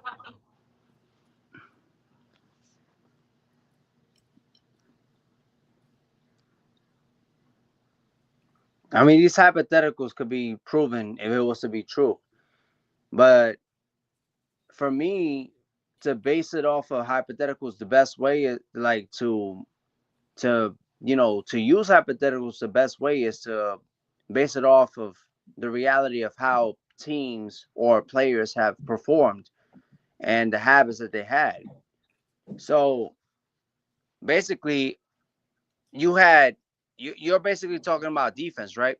The Knicks had a lot of defenders, great defenders, and you had Mike Brown, you know, either spreading out or double teaming or switching. They didn't have a problem with all that, right? But what about the offensive side? And then I'm gonna tell you something else that helped the Knicks out to a degree. Because in my opinion, outside of Dylan Harper, they didn't really have any elite perimeter scoring. See, if De'Aaron Fox would have showed up, it would have been a totally different series. The problem is he didn't, and it was trash. But let's say, hypothetically speaking, they face Oklahoma City. We all know Bronson isn't a good defender. I'm just saying. They have good team defense, but individually, Bronson's not a good defender. So if he faced the backcourt of Oklahoma City fully loaded, they had some elite scoring guards. Obviously, you got Shea. Then you got J-Dub. Then you got, what's the other guy, Mitchell. I think they would have gave them some problems in that perimeter. But they didn't have to face that necessarily against the Spurs. Also, a best player, Wemby, this is another criticism that I had to him, is I said Wemby, because a lot of people were trying to declare Wemby was the best player in the NBA, and I said he wasn't. And I said the reason of it is because his offensive game isn't quite there yet. And he proved me right in this NBA Finals. It was too many times where the Spurs was up big, and they let the Knicks come back on them because they couldn't buy a bucket. Outside of Dylan Harper, they couldn't really buy a bucket. There's no way you're 7'5" or whatever the fuck he is, and you can't get them a go-to bucket. Shea would have gotten them some buckets in some of those situations. They don't blow big ass leads like that. That's a good point. But what about you trying to get them to, what about the fact that that the Spurs had to do something in order for them to get those big leads? You think that Oklahoma City Thunder would have gotten the same results before the Knicks came back? So another thing that can be pointed out is, keep in mind, Oklahoma City wasn't 100% when they played the Spurs. That's also true. They were missing two key players. Now, I'm not here to play the injury excuse for them and stuff, but we do. I'm just pointing that out. And like I said, we all knew all year that it seemed like, judging by the the season, that the Spurs was a bad matchup for Oklahoma City. And I was saying when the playoffs started that Oklahoma City probably would need somebody to do them a favor and eliminate the Spurs for them. Unfortunately for them, that didn't happen. But I do think if they didn't run into the Spurs, the Oklahoma City would have went back to back. But when I saw the Warriors matching up with them, I said, okay, they're going to lose to the Spurs, and the Knicks are going to beat them because they can't beat the Knicks. And they played like I said. Yeah, go ahead. No, that's it. Okay, so You just said that both of the key players were injured in Oklahoma City Thunder, right? Yeah, they had two key players out. Okay, so how you expect me to believe that they were going to beat the Knicks when they already had two injury-prone players that, not injury-prone players, but key players that were injured? Because I think the Spurs were a bad matchup for them in general. Even without Jalen Williams. With or without them, the Spurs is a bad matchup for them. No. I'm talking about the Thunder against the I know Knicks. that's what I'm saying. The Thunder didn't match up well against the Spurs. Okay, so you had um, who was the player that was who was the player that replaced Jalen Williams in that series against the Spurs? AJ Mitchell, AJ Mitchell. Okay, so you who had also got injured. AJ Mitchell, right? You had Yeah, he got injured too. That's what I was saying.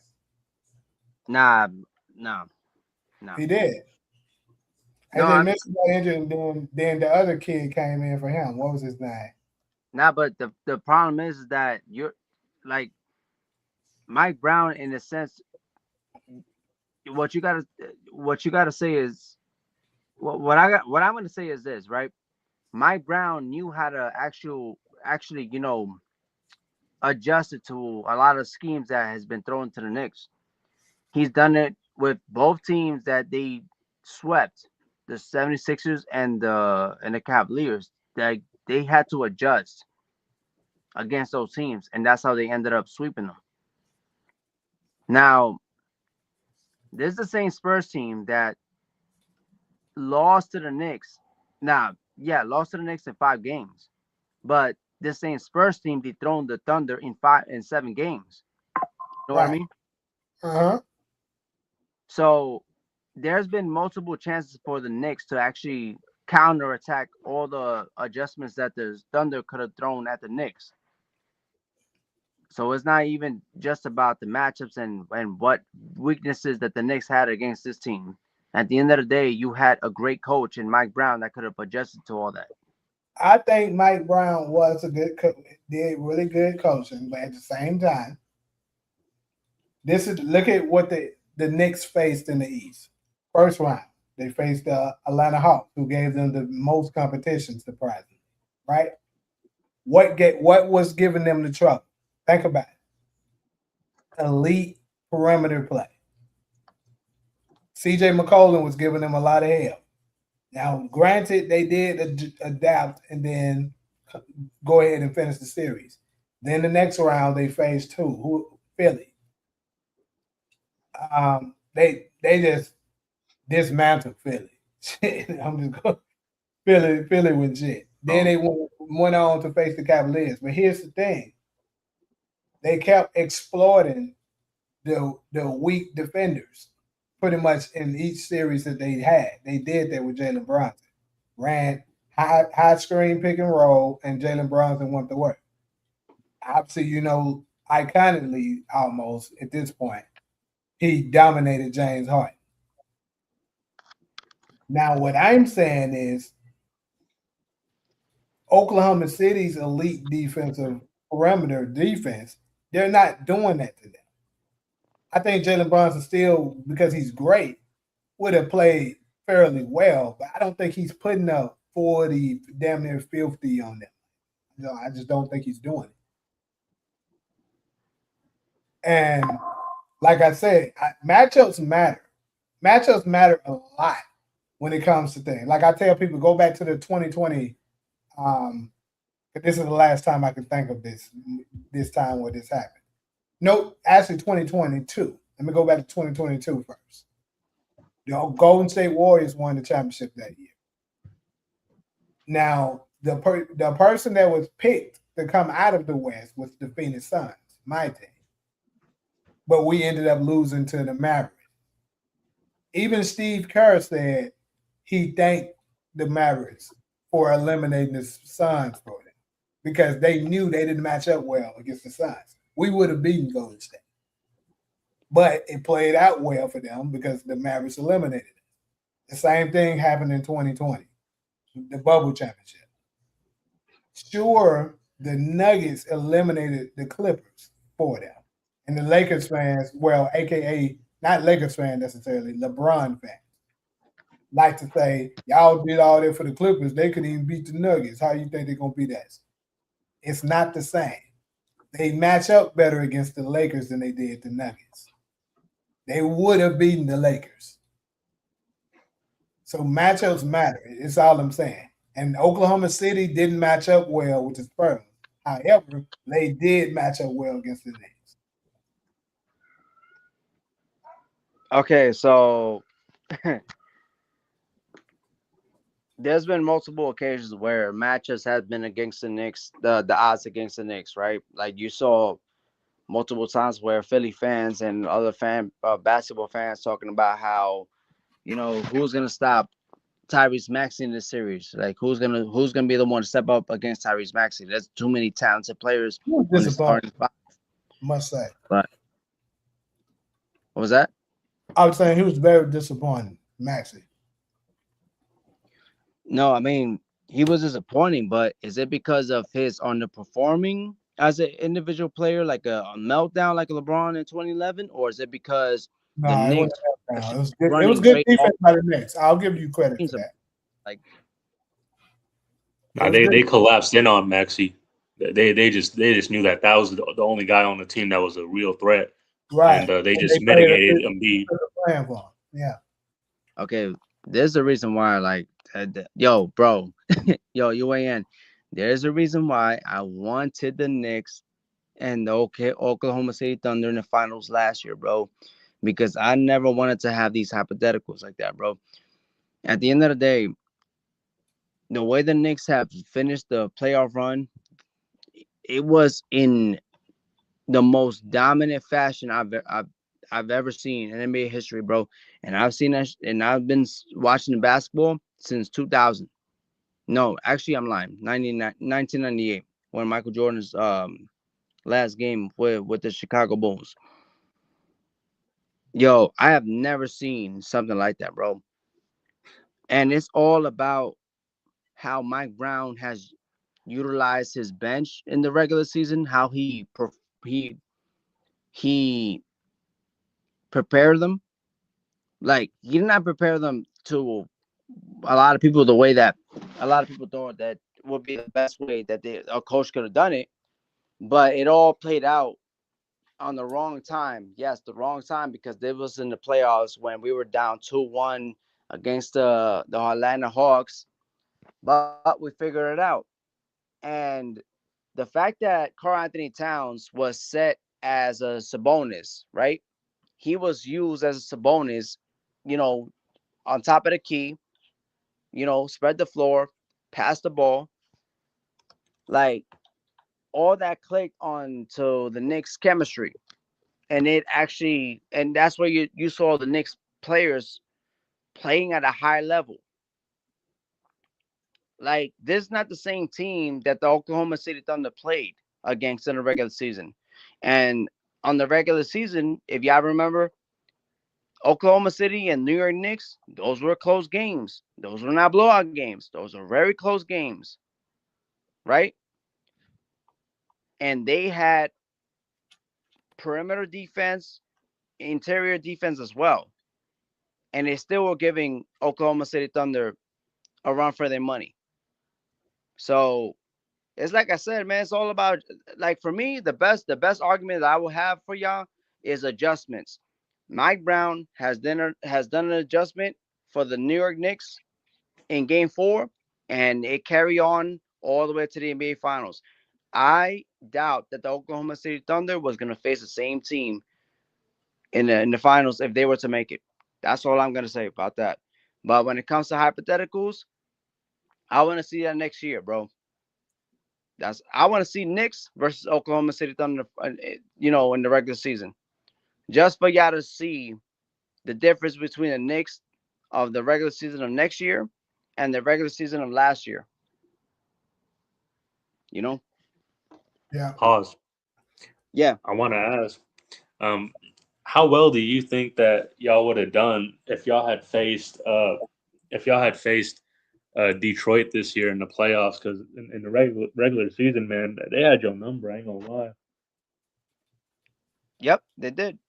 And I have saw a lot of deficiencies on that team. For starters, the coach, like for example, the coach have done a lot of crazy, had a pretty much stupid, coach challenge calls where it was an obvious foul call that was placed on his own team player, and he just threw that away. The coach challenge, he threw it away in the beginning of the game. That was against the Cavaliers. So we know that JB Bickerstaff is not even a real reliable coach, right? He's not the Yeah. most shrewd coach in the NBA. That's number one. Number two, your best player was a turnover machine. Yes, you know, he's number one in points per game, but yet he's number one in turnovers per game. So he has that problem too. The third problem with the Detroit Pistons, Tobias Harris, is the second option of that team. A 33-year-old Tobias Harris as your second option, like, and then Jalen Duran is nowhere to be seen. Yeah, I already knew the Knicks were going to beat that team, even if they were going to beat the Cavaliers. The Knicks were still going to beat that team. Would I y'all think have the swept them though? playoffs. Yeah, what's up? Would y'all have like swept them though, or would it have been like a close series? It would have been sweep. Y'all would have swept them 4 games easy. Yeah,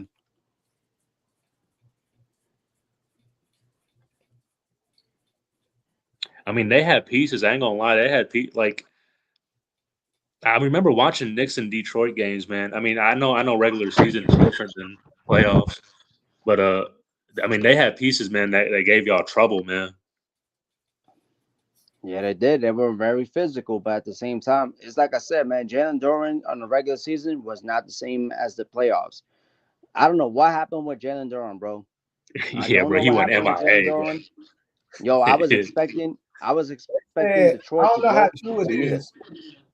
I don't know how true it is, but they said he was boo-hooing over the breakup with Angel Reese. Yeah, I heard that. I heard that. Yeah, I heard You that. really believe that? I don't know, Yeah. bro. If it is, that's crazy. Now he's growing. He's growing as a player, man. Yo, you still got to think about it, man. He's still young. He's a young player.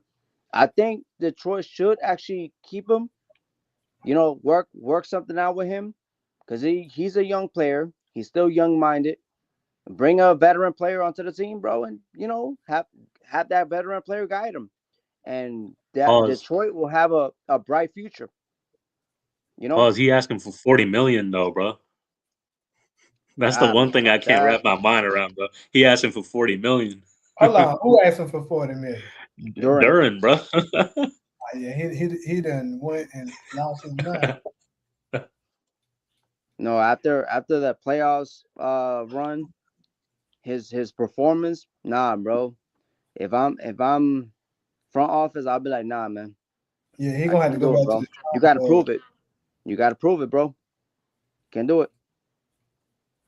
And that's the Hey, entitlement, bro. This I the don't know thing why about they. I today's still NBA. don't understand why people trade for James Harden at this point. This Yo, nigga do the same thing every year, bro. your motion. You said something. The one word, entitlement.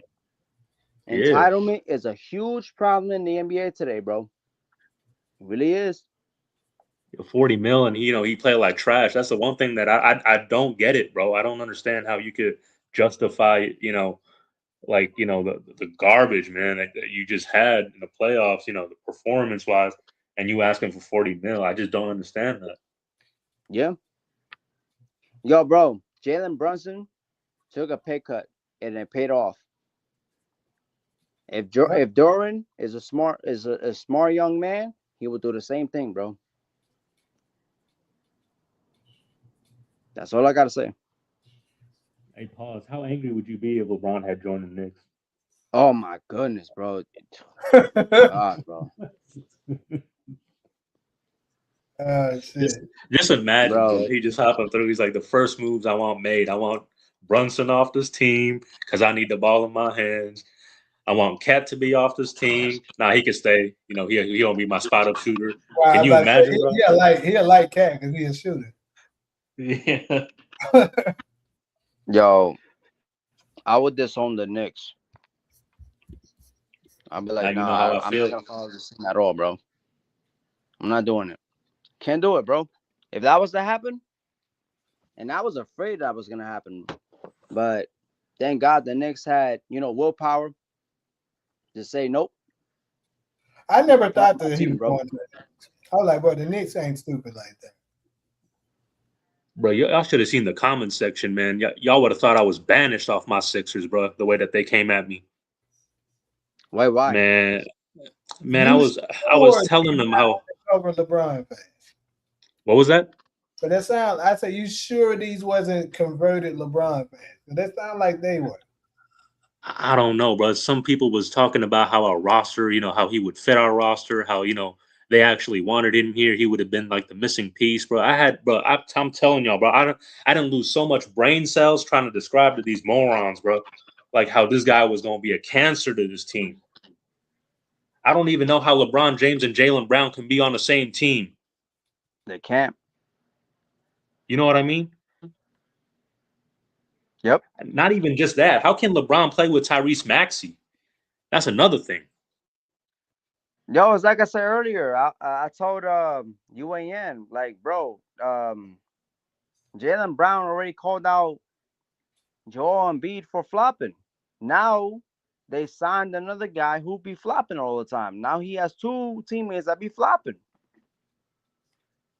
Like, make it make Exactly. sense. It's not gonna You would have work. thought I was banished, bro. They banished my ass and said, "Man, you know what? You need to find yourself a new team." Nah, And that's man. why I'm becoming in 2027. I'm gonna become a Phoenix Suns fan. You gonna join UAN? Yeah, I'm gonna be a Phoenix Suns fan. Hey, Phoenix Suns fans, man, we get so tired of this shit every year. I get tired. Man, I get tired of that damn email them bastards send to us every year.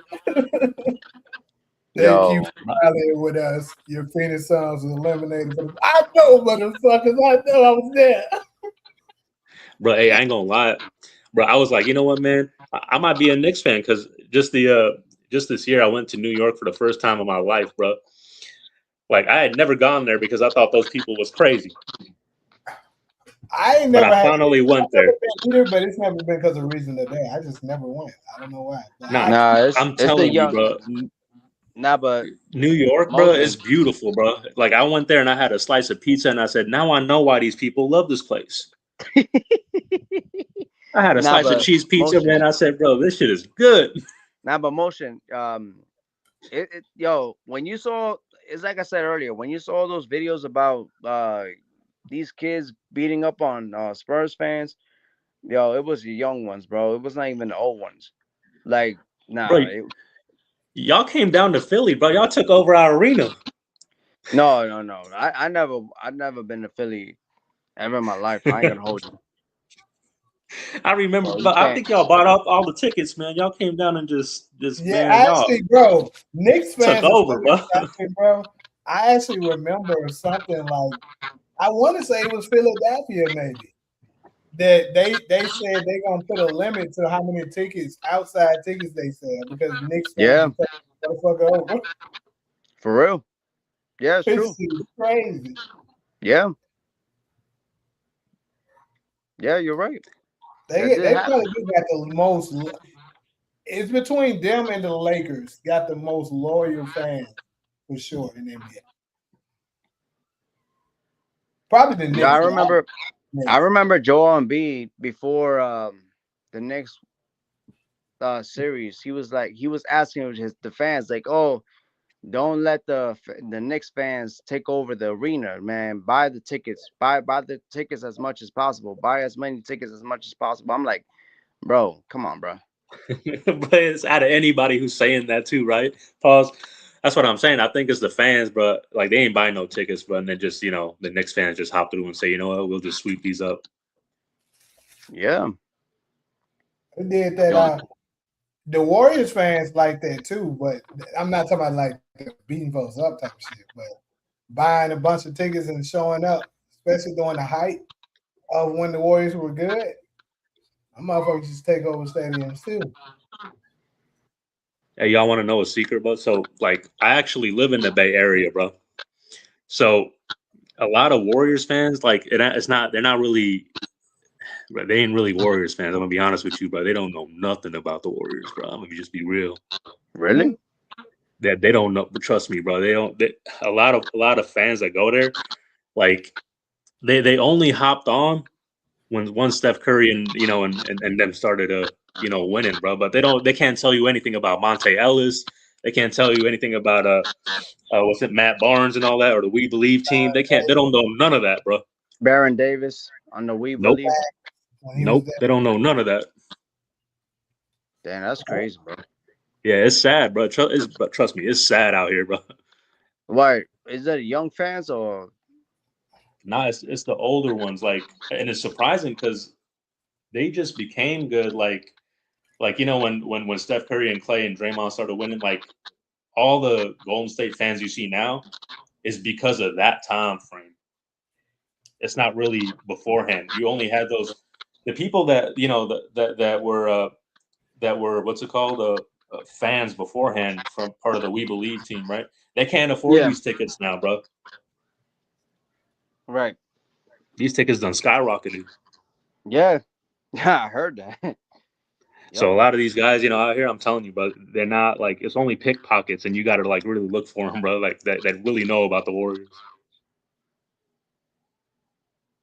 And I'm one of them because, well, I ain't really a Warriors fan, but I just remember, bro, I used to watch Kobe back from '06 all the way up to 2010, and I watched all of LeBron's what's his name, career, bro. Man, this dude is a fraud. I used to be a Bron fan when he was in Cleveland, his first stint. I used to be, Oh, I was like, I think man, a lot of people was because I was too. yeah. Until I I was I was seen like, too. man, God, he they was really finna is. face him and Kobe, bro. I was waiting for that finals matchup, man. I said, man, Dwight Howard done ruined my dream matchup. Kobe would have walked my. Now that I look back at it, though, Kobe would have mopped the floors with LeBron, bro. He would have psychologically Man, I wish that destroyed would his have ass, bro. we wouldn't have nothing, all this garbage talk about LeBron being better. And that's another thing that I can't stand about LeBron fans. They try to act like you're insane and you don't know basketball and something's wrong with you if you think anybody but Michael Jordan and LeBron is in the GOAT. They think, Kobe shouldn't even be in this conversation, and it's really crazy. Yep. And that's why I Yo, keep telling them I'm not saying accolades don't matter, but those things like MVPs and stuff like that, these are things that are given to you and it can be rigged. Like LeBron yep, winning Rookie of the Year. He shouldn't have won Rookie of the Year. I don't fuck what no one said. It yep. took Melo's, man. That was all Melo right there. Exactly. Thank And you. the fact that they Melo can got robbed. steal that from you, I don't, hold that. I don't put too much weight on things like that. Now, a scoring title, yes, because that's something that you earned that they can't Yep. take. Same way with an assist title, rebounds, blocks. Those are things individually you've achieved that they didn't have to vote. Because if they have to vote on it, they can rob you. Just like Steph Curry was robbed for the Finals MVP in 2015. We all know Yep. that. Yeah, and Yep. that's why I don't really You're hold not any going to use that as MVPs too. yeah, same way with the MVPs, of course. Like by their logic, because they try to say Kobe doesn't belong in the conversation because he only has one MVP. But by your logic, Steve Nash at some point was better than LeBron because he got MVPs before he did. Yep. But I'm pretty Nah, sure but they agree with that. you know what differentiates Kobe Bryant and LeBron? Mental, in Still, my opinion. Thank you. Thank you. Their mentality. Kobe Bryant's mentality was a winner's mentality. LeBron's loser's mentality. Look what just happened. he decided to join a team with MVP that has already MVP, an MVP caliber player in Maxi, and a Finals MVP, an NBA champion on his prime in Jaylen Brown. Now, isn't it kind of funny, right? This guy represents the same guy to a degree 16 years ago. Who was it? Dwayne Wade, Finals MVP and NBA champion in his prime. Like you can't be telling me that this dude is leapfrogging over Magic, Bird, and all these other guys, and You know you another thing placing that's, him. Yeah, go ahead, bro. I was about to say, you know another thing that's crazy? I don't think it's any other I don't think it's any other player in the top 10 worthy, maybe even top 15 that has played with multiple MVP Yep, players. yep. I know for sure Michael LeBron, Jordan, LeBron, Magic, Jordan Magic, never did. Kareem, that's it. Same with Kareem. Kareem played with Matt. Well, I don't know because Kareem played with Magic. Did Yeah, Worthy too. yeah, but Weather never won an MVP. Jerry Nah, West. Jerry, hold on. What about what's his name? Big O. Big O. Did he ever win MVP? No, I don't think so. No, I'm about to look that up. I'm not sure. He may have won MVP. did he? they changed the criteria, bro. They changed the criteria so much. Like I remember Oh, when I think he did. when you Yeah, know yeah. I think he did. I think he did. Oscar Yeah, Robertson. Yeah. yeah. I think he did. Yeah, Oh, he did. yeah. They said the I think Cincinnati it was Royal, but man, 1967 After the triple around there. double, he did. Nah, but Michael but Jordan never had a league MVP winner as a teammate. bro, that's a crazy stat line, bro. He said 31.4 LeBron, points per Yeah, game. he did. your motion. LeBron is gonna play with his fourth teammate that won league MVP, bro. Joel Embiid, and the other three, Hold Shaquille on. O'Neal, Oh Shaquille yeah, O'Neal, I forget he played with Shaquille them. O'Neal, Derrick Rose, Russell Westbrook, Joel Embiid. Four, Damn, But bro. pause. They're gonna say four. they're You not. know they're They're gonna gonna say that discredit the don't fact count, that bro. it's low. They're gonna be like Shaq was old and Embiid was injured. What else? Rose was washed. Yeah, Rose was washed, bro. You know they're gonna say You it. Yo, know, you they know, definitely gonna say that, bro. and yo, and you know something else? Shaq was also a top 20 75 player, right? Guess what? Yep. A friend of mine has mentioned the top 75 teammates. Yo, UAN motion. If you was to see all the caliber teammates that both Jordan and LeBron had, yo, it dwarfs the talented players that Jordan had compared to LeBron's, right? Yeah, This is crazy, right? And I just thought about it, right? I mentioned top 75, which is Ray Allen, Dwayne Wade, Anthony Davis, um, Russell Westbrook, Ray Allen, and damn, who was the other one? I'm missing another one. But anyways, Hold on.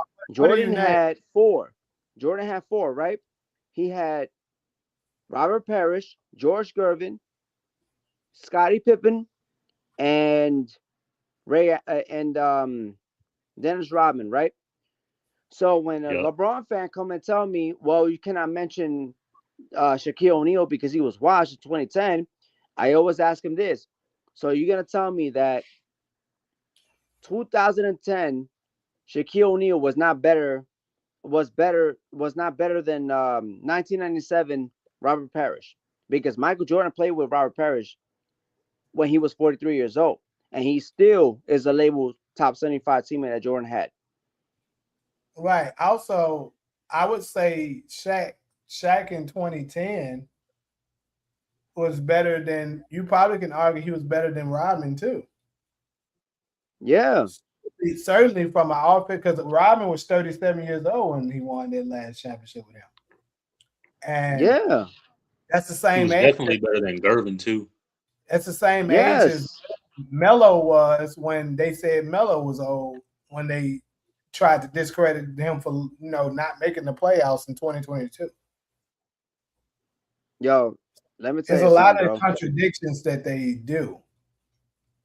Yo, look, they always tell me like, oh well, you cannot use this player because they did not win this award while they're playing with LeBron. I'm over here like, bro, they were good enough to win that award, and LeBron joined them. Now the real question is why they couldn't actually flourish with LeBron as a teammate, because Jordan had teammates that flourished while playing with him. So why LeBron, supposedly he makes teammates better, couldn't flourish to get those awards, couldn't lead the league. You know what I mean? I said it all the time. That's what I'm saying. I'm like, yo, you got Kevin Love, who won a who was a rebounds leader, and for some reason, he goes and joins forces with LeBron, and somehow he has problems with playing alongside LeBron. Like, what are we talking Thank about? you. And pause. I'm a piggyback on that because another thing, man. I wanna from the bottom of my heart, bro. I want to thank the Knicks uh, for finally proving, bro, that LeBron has always had great coaches by his side, but he just cannot be coached. You know what I mean? Yeah, that's true. He They're won't. going He to won't get. allow himself to be coached. He think he know more than everybody. I Like know who Mike you're Brown, talking he was about. always a good coach, I, bro. I never I Always seen a know. good coach. throughout Thank all of my you. years of watching basketball, I have never seen a player tell the coach, shut up, give me the board, the way I seen Yep. him do um, Darvin Ham. Also, Like that is insane. And And this, and then my man Flawless that come up here, he made a good point when he was up here. He said Michael Jordan actually is the one who never had a great coach. And then when you hear that off top, you would be like, "What the fuck? You had the greatest coach of all time?" A lot of people believe Phil was the greatest coach. I disagree, but right. a lot of people think that. So, but the problem is Phil never won until he got Mike. So you can Exactly. actually make a good argument that he made him a great coach. You can't say he Thank had, you. oh, Michael Jordan had a great coach. He had Phil Jackson, but he hadn't won before then. And then here's another thing. Sure he won with the Lakers, but look who he had then. He had Shaq and Kobe.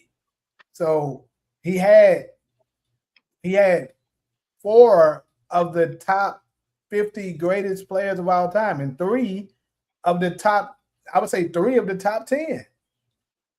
So of course he had a good record. And then you think about this with Phil too. Each time he got a new coaching job, the team was already great. Like when he came to the Bulls, they was fresh out coming from the conference finals. When he went to the Yep. Lakers, it was the same thing. They were fresh from coming from a conference run. So the team was already great. You just needed he just became the coach and kind of got them over the hump. So not You're trying to cooking. discredit Phil, but at the same time, you can't just say, oh, Mike did this because of Phil, when he doesn't have anything on his resume that proves, the team was successful because of him. You're cooking. 100%. And hey, I want to add to that. UAN pause. You ever realize, when they say, oh, when Phil, Phil, Kobe always had Phil and MJ always had Phil.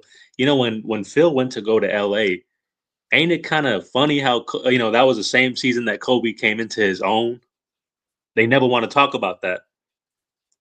Yep. 2000 all the way up to 2002. You know what I mean? Like when he came from, I think he hopped on the Lakers around 1999, and that's when Kobe truly came into his own in 2000. Uh-huh. Yeah, Right. You he know what I always mean? had very convenient moments. That's the truth. Bingo. but they never want to talk about that. You know what I mean? And it's another thing. Can y'all imagine if LeBron looked at Phil Jackson and said, "Man, just give me the fucking ball, man"?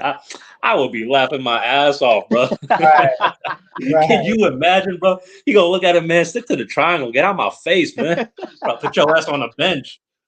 And then I don't know if y'all remember this, but you remember when the Lakers was going down. You know, this Kobe had retired, and the Lakers were, you know, in the rebuilding stage.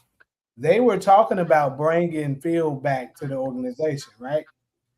But Phil said he won't coach them if LeBron James is there. He said that Damn. shit. Yep. He did. Yep. Why do everybody act like they don't remember this? He said his posse, right? He ain't trying to deal with his posse. Oh, Yeah, he because he did say knows that. how Yeah. toxic that fool Yeah. is. Yeah. Yeah, he did. So even Phil knew that he was uncoachable. Yep. That's a good point. And that's another thing that comes with greatness. All the other great players, they had a good relationship with their coach and they listened to their coach. Right. Because Mike was on record said when they first brought in Phil, he didn't like it because one, he had a good relationship with his former coach, and on top of that, Phil was talking about taking the ball out of his hand. But he was coachable enough to go ahead and give it a try, and guess what? It worked. You can say the same with Magic Johnson when they first hired what's the coach that who did they have when they became the Showtime Lakers? Shit. Pat Riley. Damn, it was Pat. I'm tell you how much. Wait, But when anyways, this was when let they me see, was first it when their first year when Westhead? Magic, Paul Westhead? Is Oh, that his no, name? no, no. No, it wasn't Pat Riley. Sorry. yeah, It was I Paul would remember Westhead, right? Damn, man, what's his name? because he Paul was the Westhead, coach. right? All I can remember is that he was the coach that wanted them to run. Because remember, Jerry West was against Magic. He wasn't really too fond of Magic. He didn't like the new system, all of that. But Damn, you who was know, the first coach though? Over here thinking right now. yeah. Let me just look it up. Ain't it Paul Westhead? Might have been. Hold up.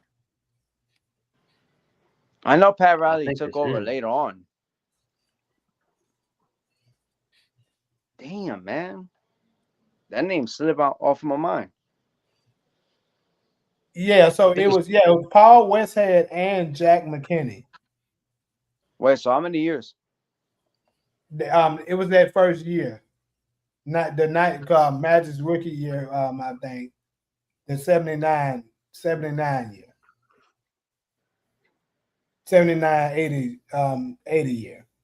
But Paul, Paul Westhead took over Marshall was later. right then. Yeah, you was right. So he wanted them to get out there and run, and Jerry West was against that. But you know, Magic was coachable, and he was eventually able to get Kareem to get on board to go ahead and give it a try, and they became the Showtime Lakers. And then same Steph Curry, more modern day version of the same thing happening. Steph Curry was furious at them firing Mark Jackson. He didn't like that. But once they brought in Steve Kerr wanted to take the ball out of Steph Curry's hand. Because if you remember playing under Mark Jackson, Steph Curry was on the ball a lot more. He averaged a lot more assists. This is for a lot of the people that love to say Steph Curry can't play point guard. Yes, he can. Y'all just don't remember the Steph Curry before Steve Kerr. Because the Mark Jackson Steph Curry averaged 9 assists per game. But anyways, Steve Kerr said, Steph Curry, you're the greatest shooter we have ever seen. Let's create a system where it revolves around your shooting. And it worked.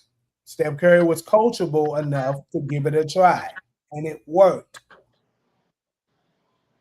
LeBron James, hey LeBron, try this. No, I knew it. I knew everything. Keep Yup. losing, nigga. Yo, that's the problem, UAN. Like this dude, like I said, man, multiple times, this dude does not have the humility. And Michael Jordan, by force, his ego had to be set on the side. Like he had to force his ego aside and say, yo, you know what? Do you want to win or do you want to go your way? No, I want to win. So I'm gonna put my ego aside to a degree and trust Phil Jackson. What about Tim Duncan? He had to set his ego aside and trust Tim and trust Greg Popovich, right? Right. And then you see Moses, no, not Moses Malone. What's his name? Mike Malone with Jokic. How did He Jokic win the just hey, championship in Jokic is the 2023? same as LeBron with that. No. But I'm saying before that all that happened, Okay. Jokic still trusted Mike Malone, right? And they look at that. They won a championship. Yo, bro, like it's Yeah, all but about humility, bro. me personally, I can't give Jokic that same put him in the same conversations as the other people we just mentioned because Okay. Jokic loves his numbers just like LeBron does. Okay. And All right. it was Sorry. reported Mike Malone wanted to take the ball out of Jokic's hands more because it wasn't working. And Jokic didn't like it and they got him fired. Okay. All right. So bad example. Sorry. So I apologize. So Steph Curry with Steve Kerr. Is that a better example? That's a great example because Steph Curry was Okay. Now, but as long as we are on the same page, I'm like the main point is that all-time great players, like you said, are coachable, right? even Melo. He's another example of an uncoachable player. He was uncoachable too. Who? Melo, Carmelo Anthony? yes. I cannot really say that about. When he went to the To a Knicks, degree, I gotta push back with that, bro. As a New York Knicks fan, bro. I got to do it, bro, because when he was in the Knicks, they was trying to get him to play in the triangle offense, and he was unwilling to learn it. But his actions, bro. His I actions, man. remember I'm that sorry, actually. bro. I ain't gonna lie. I If remember he was that. a true anything to do, anything that can win, he would have tried the offense. He didn't do it. He wanted to play mellow ball. Well, that's the thing though. UAN pause. Like when you look at Melo, like, and I ain't gonna say this like he kind of like LeBron, but it's something with both of them that they don't know what to do off ball. Like when they pass the ball, they don't really know what to do. You know what I mean? Yeah. So They're kind of like a I wish traffic I cone, wish really. Young Disciple was up here to hear you say that because he would attack you. No, it's true, bro. Never Listen, attack LeBron. you. You That's said that's that. the one thing in 2011 in the finals. You know what really killed the Miami Heat? What really destroyed them is LeBron's inability to play off ball behind Dwayne Wade There you and go. let Dwayne Wade take over. You see what I'm There saying? you He didn't go. really know how to support him, and this is what I always Hmm? be arguing with LeBron fans. I'd be always telling them, okay, what's more valuable? Y'all want to say Kobe got carried? Kobe knows how to defer to another star. LeBron There does you not know how go. to do that. Mm-hmm. And Kobe could also carry a load as a primary star. LeBron only Yep. knows how to carry a load as a primary star, but even that he can't do because he can't carry rosters that Kobe has carried in the finals. Like if you Coach. put LeBron James Hold on, on. Since it ain't no LeBron fans here to defend him, defend their king. I'm gonna be a LeBron yeah, replacement. he gonna be a devil's Say the advocate. piece Yeah, that I'm gonna say Yo, the piece that they would say come if they on, were bro. here. Let him cook, man. He was cooking, look, bro. UAN pause, bro. Listen, I'm gonna be honest, man. If you take Kobe, you take him off that team, you replace him with LeBron James. I swear to God, that team is not making it past the second round in the West. LeBron can't play in the triangle offense, and LeBron would not know what to do with Pau Gasol because Pau Gasol primarily hung around the paint, which Right. allowed Kobe to torch teams from the perimeter because that's who Kobe was, an all around player. You know what I mean? Yeah, Yeah. LeBron never knew how LeBron to was defer stuck. to another star. Absolutely, he was because he for one thing, LeBron can't shoot mid range. So yeah, he would be in Right. trouble. I was Yeah, arguing cooking, with man. one of them dudes, man. I swear they were saying, "Oh well, Dwayne Wade, he won with Shaquille O'Neal. And I said, because Dwayne Wade is a perimeter shooter too. And back in 06, when you watch him against Dallas, they act like, oh, well, no, he was attacking the paint 24/7. No, he wasn't, man. He was killing Yeah. Dallas in the mid range, man. Yeah. Joe, what you talking about? You said Kobe knows how to defend. Lord, what I just walked into. He must have not seen the 3P with Shaq. Nah, but yo, I seen the playoff runs before getting to the finals. That like the fact that Kobe Bryant had to take over a lot of games for Shaq because he was having trouble, bro. I can remember that like it was yesterday, bro. Like Kobe Bryant had to carry Shaq to a degree to the finals, and that's where Shaq had to dominate because of the weak matchups that Shaq had. I remember all that, bro. I mean, if y'all have pushback with what I'm saying, y'all could be open about it. But I remember all this shit. Nah, I ain't got no pushback with that. I'll say this though. As the substitute LeBron fan, I gotta defend LeBron in what some of the stuff Come on, UAN. He said he was 21. He ain't got no choice. I mean, Come yeah, on, but like, bro. yeah, but like a lot of players at that age would have not had a choice to, if they're playing with prime Shaq. Like Shaq would have still won those 3 MVPs if, like, say, LeBron was on that team at the same age, or if Jordan was on that team at the same Motion. age. Wait a minute. Yo, I wanna hear what UAN gotta say, bro. Go ahead, UAN. What you gotta say? No,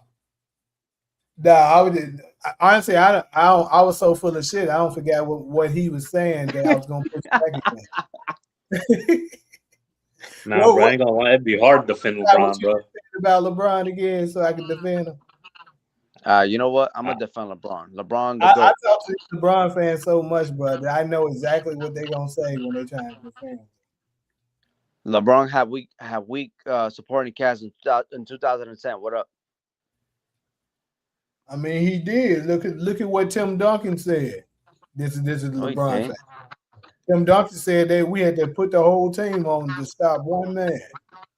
Nah, that was 2013, bro. I mean, he was right, but I ain't gonna lie, UAN. He was right. They just packed the paint. Yeah, I know it. Nah, but UAN. I had you gotta fit your shoes on LeBron's sneakers, bro. Come on, bro. He had a bunch of bums around him, man. He carried a bunch of bums. That's true. My bad, bro. My bad. Man. Bro, look who he's playing with, bro. Who was on his team? That's why he loved, bro. Bum ass Mo Williams was 2009. Bum ass Mike Brown. Bum ass Ilgakis. Bum ass Ilgaskis. Bum ass Ben Wallace. Bum ass Shaquille O'Neal.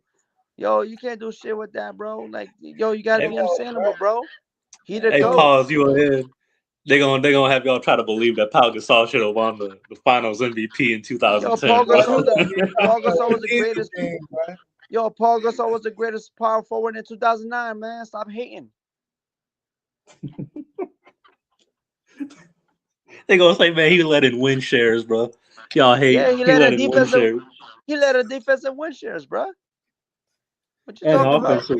They try to praise this nigga Paul Gasol, but downplay Kevin Love. He was greater than Kyrie Irving, than Anthony Davis, than Scottie Pippen. Hold on. Y'all remember when this nigga? Hold on. No, that is not what happened. But he was trying to say that. I think he was trying to say that Klay Thompson was what he said. Klay Thompson better than Kyrie, or was he saying? Nah, he said Pau Gasol was better than Kyrie, bro. I thought he said that. I heard the Yeah, it was Pau. He said he'd take Pau Gasol over Kyrie. He is better than Kyrie, man. What y'all talking about? Drunk as hell, bro. He is better than Kyrie Irving. What y'all talking about? Hey, why be my nigga? But he was smoking some strong shit that day. Nigga don't get there. Yo, I'm gonna I tell you think why he Paul was looking Gasol. at all NBA teams. I think that's what I'm his gonna tell you why. reasoning was. I'm gonna tell you He why don't Paul have Gasol more greater All than Kyrie. NBAs than him though. I'm gonna tell you why Paul Gasol was greater than Kyrie. At least he made the playoffs 3 straight years and he got swept. Yeah, he sure got swept every year. I remember that shit. Yo, why do a wild out, bro? Yo, that do a wild out, bro. Nah, he do, bro. Hey, UAN pause. He do. So Pau Gasol got 4 All NBA selections, and Kyrie only got 3 times. He was I going got off of that, man. I can't even. I don't even know, bro. Yo, let me say something real quick, bro. They both won Rookie of the Year, right? But hold on a minute. Paul Gasol, before he got traded to the Lakers, he only made one All-Star selection. Yes, granted, he did make, the NBA playoffs 3 straight years, but it's like I said, he got swept in all 3 of them. Kyrie Irving never had a chance to actually lead his own team in the playoffs because LeBron came in and he disrupted that whole thing. Think about it. yeah. Andrew Wiggins and Kyrie Irving. What you thought would have could have happened? Andrew Wiggins and Kyrie, yeah, they would have definitely made the playoffs and made some noise for sure. Yeah, They wouldn't have, I don't think they would have won a championship with that, but they definitely could have. This is the same Andrew Wiggins who won with Steph Curry in 2022, bro. He yeah, but by that time he was kind of older, huh? He was outplayed kind of like,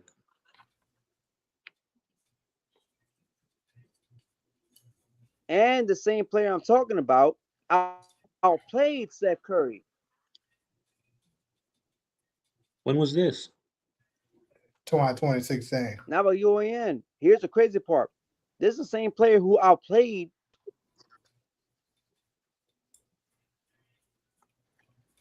I think he I'm going just in. saying, Yeah, your bro. connection going back.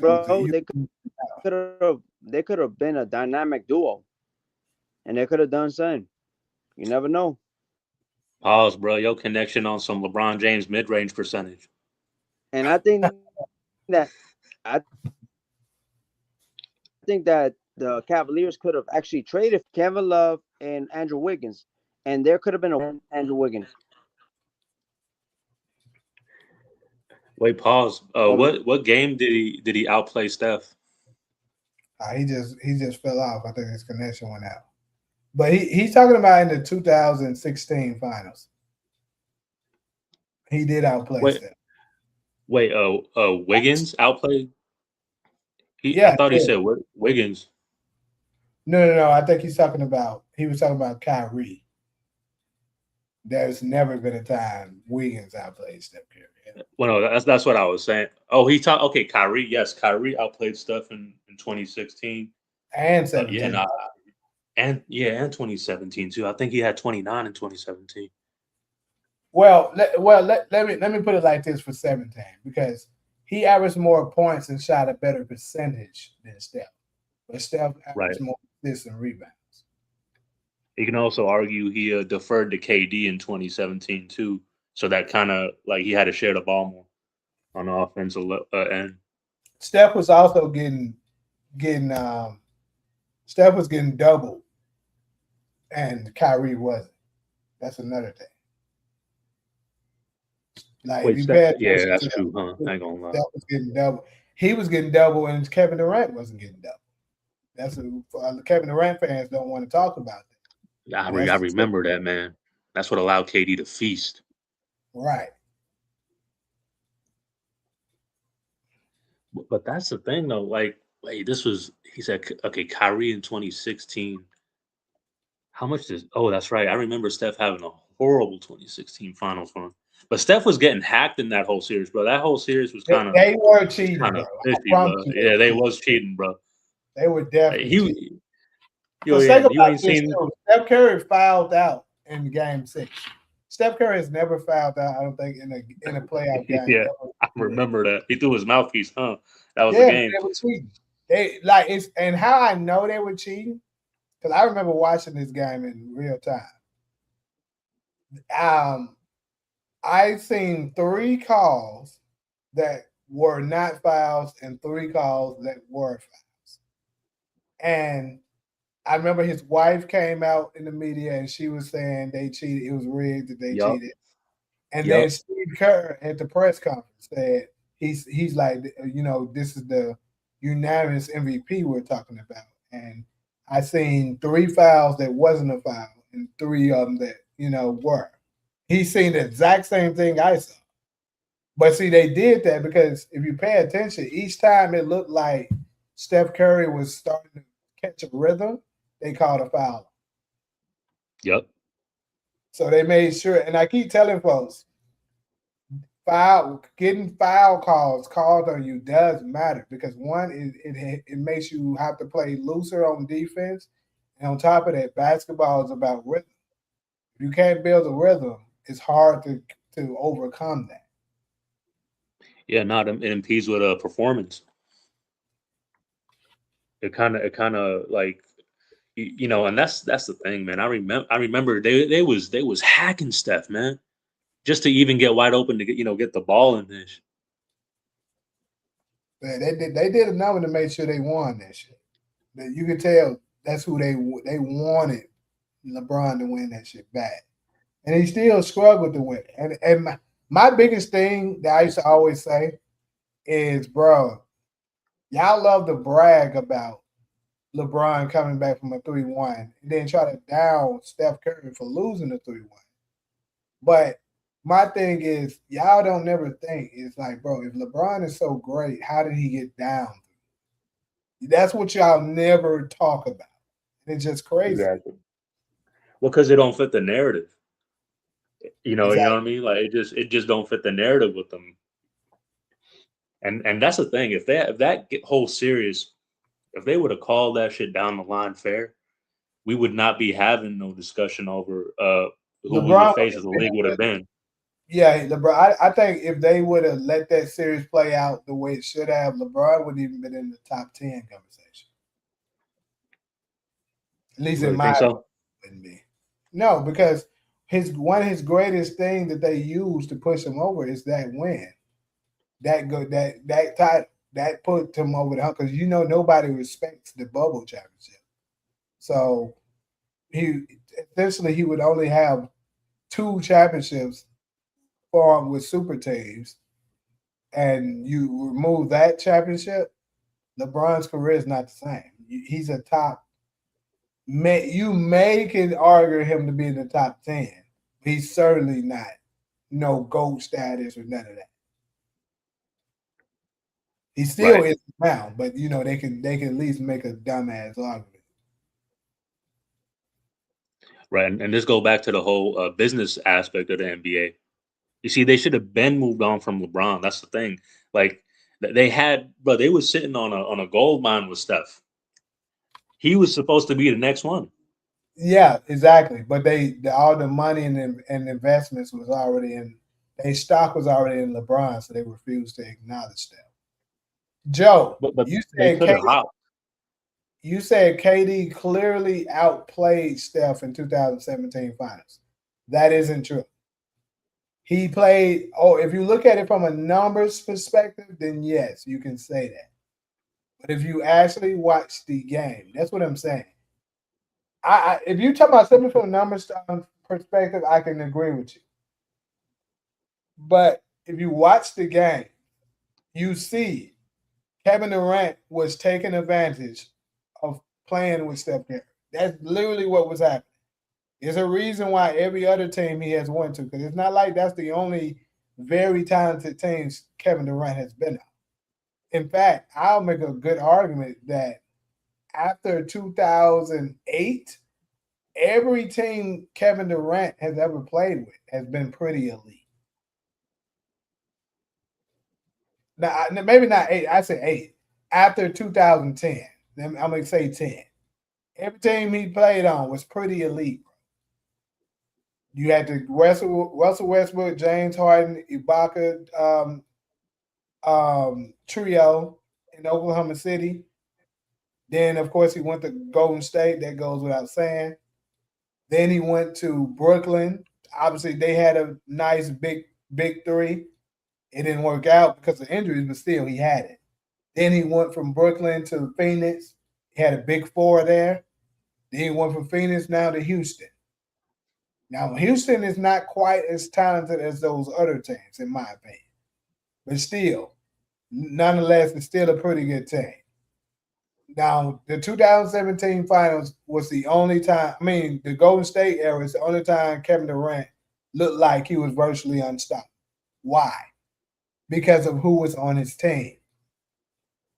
Bro, I can pull up the highlights now of just layup lines being ran by Kevin Durant due to LeBron and Kyrie and everybody that's guarding Steph Curry running to Steph Curry on the three-point line in transition, and they giving Kevin Durant wide open dollars. That literally was happening. And then on top of that, the coaches. You talk to Ty Lue and Doc Rivers. They both said when playing Golden State, it's not Kevin Durant that we're worried about. It's Steph Curry. That's why we double Steph and let somebody get the one-on-one with LeBron. I mean, one-on-one with Kevin Durant. Fact. They're telling you, Steph Curry was the problem. It wasn't. And then even more, to blow this shit up even more, look at the season record. When it was no Steph Curry and only Kevin Durant in the season, I believe their record was 7-6. So barely over 500. Then when it was Steph Curry, no Kevin Durant, their record was like 17-5 or some shit. It was something like that. They were way better without, like, I'm just saying, Kevin Durant benefited heavily off playing with him.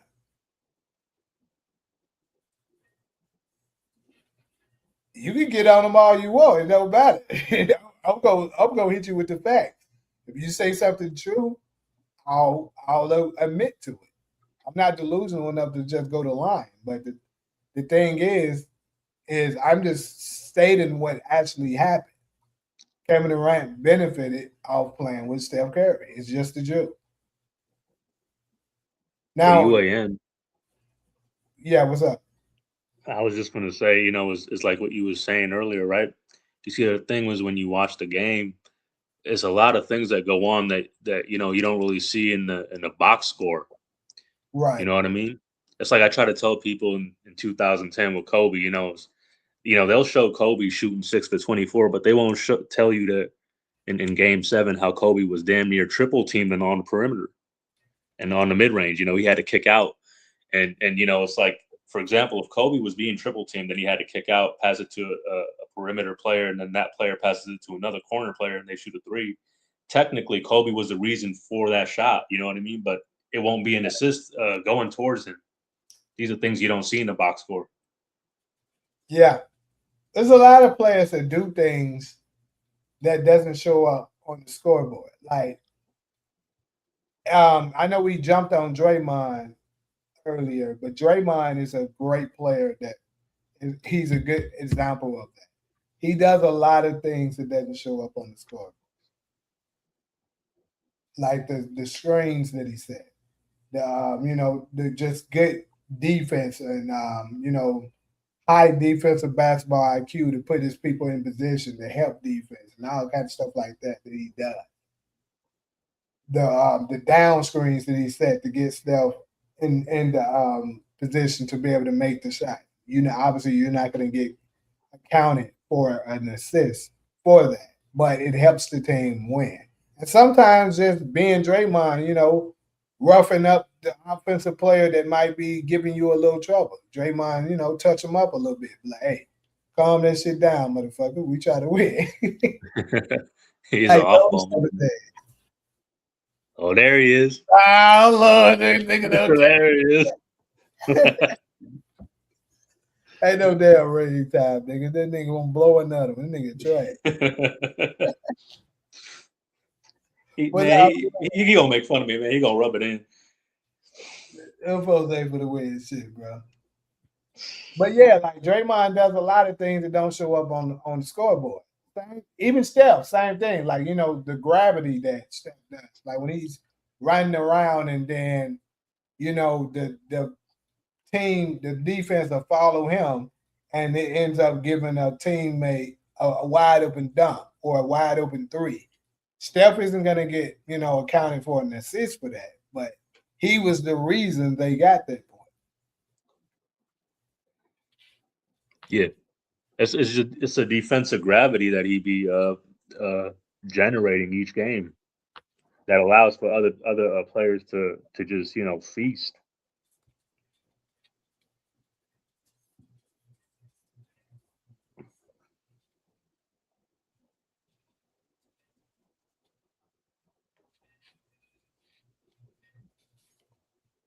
Where Paul's at? He said he had a connection issue. He said he can't call in no more. I don't know.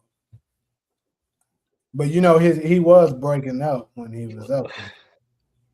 Man, YD, bro, you know we ain't winning no ring, bro. Come on, man. Yeah, I wonder do he actually believe that shit. We not winning no ring.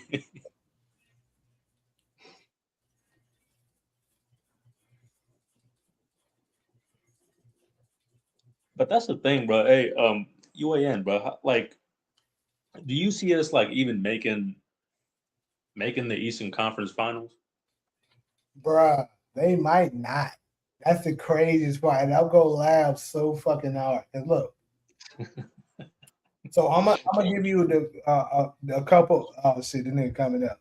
I'm gonna give you a couple of teams that I think could potentially knock them niggas out. There he is. What's up, YD?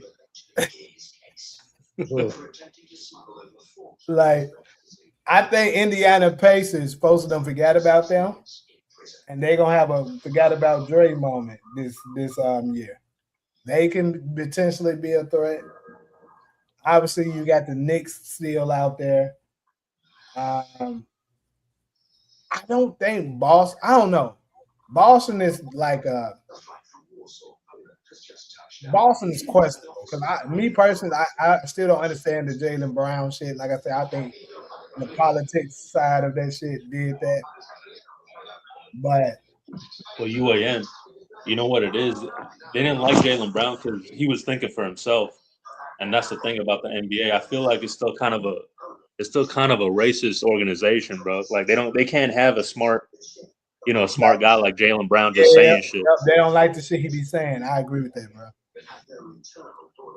Like when he was talking about being financial literacy for black people, he was saying that agents when black athletes sign with these agents aren't trying to tell them, how to make money so they can retire. But he was like, how he was looking at it is like, bro, if you my agent and you ain't trying to teach me that, you don't need to be my agent. And I was like, that's 100, bro, for real. It's probably another reason why they don't like Kyrie too, because Kyrie, like, when you get players when they think for themselves, you know what I mean? They don't like that. They for They hate it. They hate it. They like, nigga, it's just like that white lady told LeBron. They like niggas to shut up and dribble. That's what they like. Yep. They want you to just follow the program. It's reading time, bro. It's reading time, bro. There ain't no damn reason. YD, bro, we ain't winning, bro. We finna get bounced in the second round. I can't wait too, bro. I wish we can fast forward to this shit. I really do. I cannot wait. Some niggas got it. Hey, YD, bro, was you celebrating yesterday? Yep.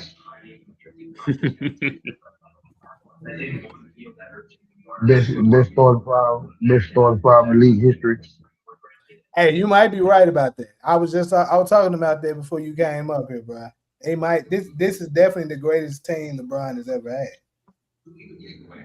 Mm-hmm. Even with Embiid being injured, though, that's gonna be a problem. No, we don't want to hear that because when that nigga lose this time, I don't want to hear nothing. Ain't gonna lose. Okay. Hey, okay. Well, if all I'm gonna say is when June hit and they ain't in the finals, hey, it's gonna be on. Who gonna beat them? Who ain't gonna beat them? Come on, bro. Be serious. This has got to Buddy, bro, we not getting past no second round, bro. I'm gonna be honest with you, bro. You a 76er fan? Yes, that's my team. Yeah, what round y'all went to last year? second round. Second round, bro. We got spanked. And you think you'll get spanked with LeBron? You think y'all got spanked with LeBron on the team last year? Yep. YD, let me tell you something, bro. Listen, how can LeBron play on the same team as Jaylen Brown, bro? Like they both need the ball in their hands. LeBron showed you last year they don't need the ball in his hand.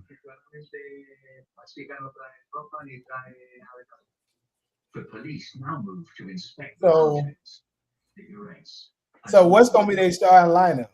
You think they're gonna start? They're gonna keep. So they're gonna what? Go Maxey, Edgecombe, LeBron. Jaylen Brown, Jaylen Brown gonna what? Play what? small Small forward. forward, LeBron gonna play power forward. and then Embiid at the center. Yup. I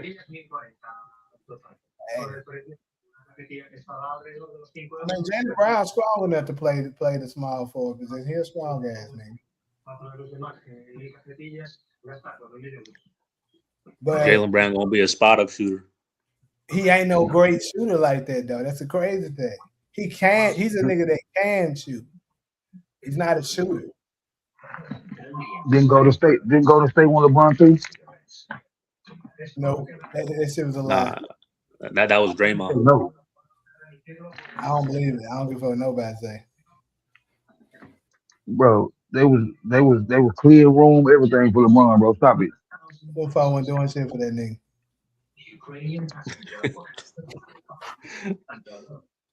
LeBron left him in the win again. Stop it. YD, but you gotta admit though, even if he did go to Golden State, bro, that would have ruined his legacy, man. His legacy ruined now under that thing. He can't play with the enemy. You can never be teammates with the enemy. Y'all always talking about ruin legacy, bro. That shit don't ruin shit. Players Nah, play him what they and play, Steph can't bro. be on the same team, bro. Can't be that because that goes against his legacy. So did it go against Akeem legacy or Barkley legacy? Those guys were not rivals like that. So what? So Pippen won a rivalry with him? With people without him? YD, bro, they ain't never met in the finals 4 straight years like that. That's why. I mean, That's why I'm saying, like, think about that, bro. Like, if LeBron went to go join Steph, man, come on, man, that's not it. Bro, LeBron 42, bro. 41, however old he is. Like this man. YD, bro, how we gonna win games? I want to know how we gonna win games.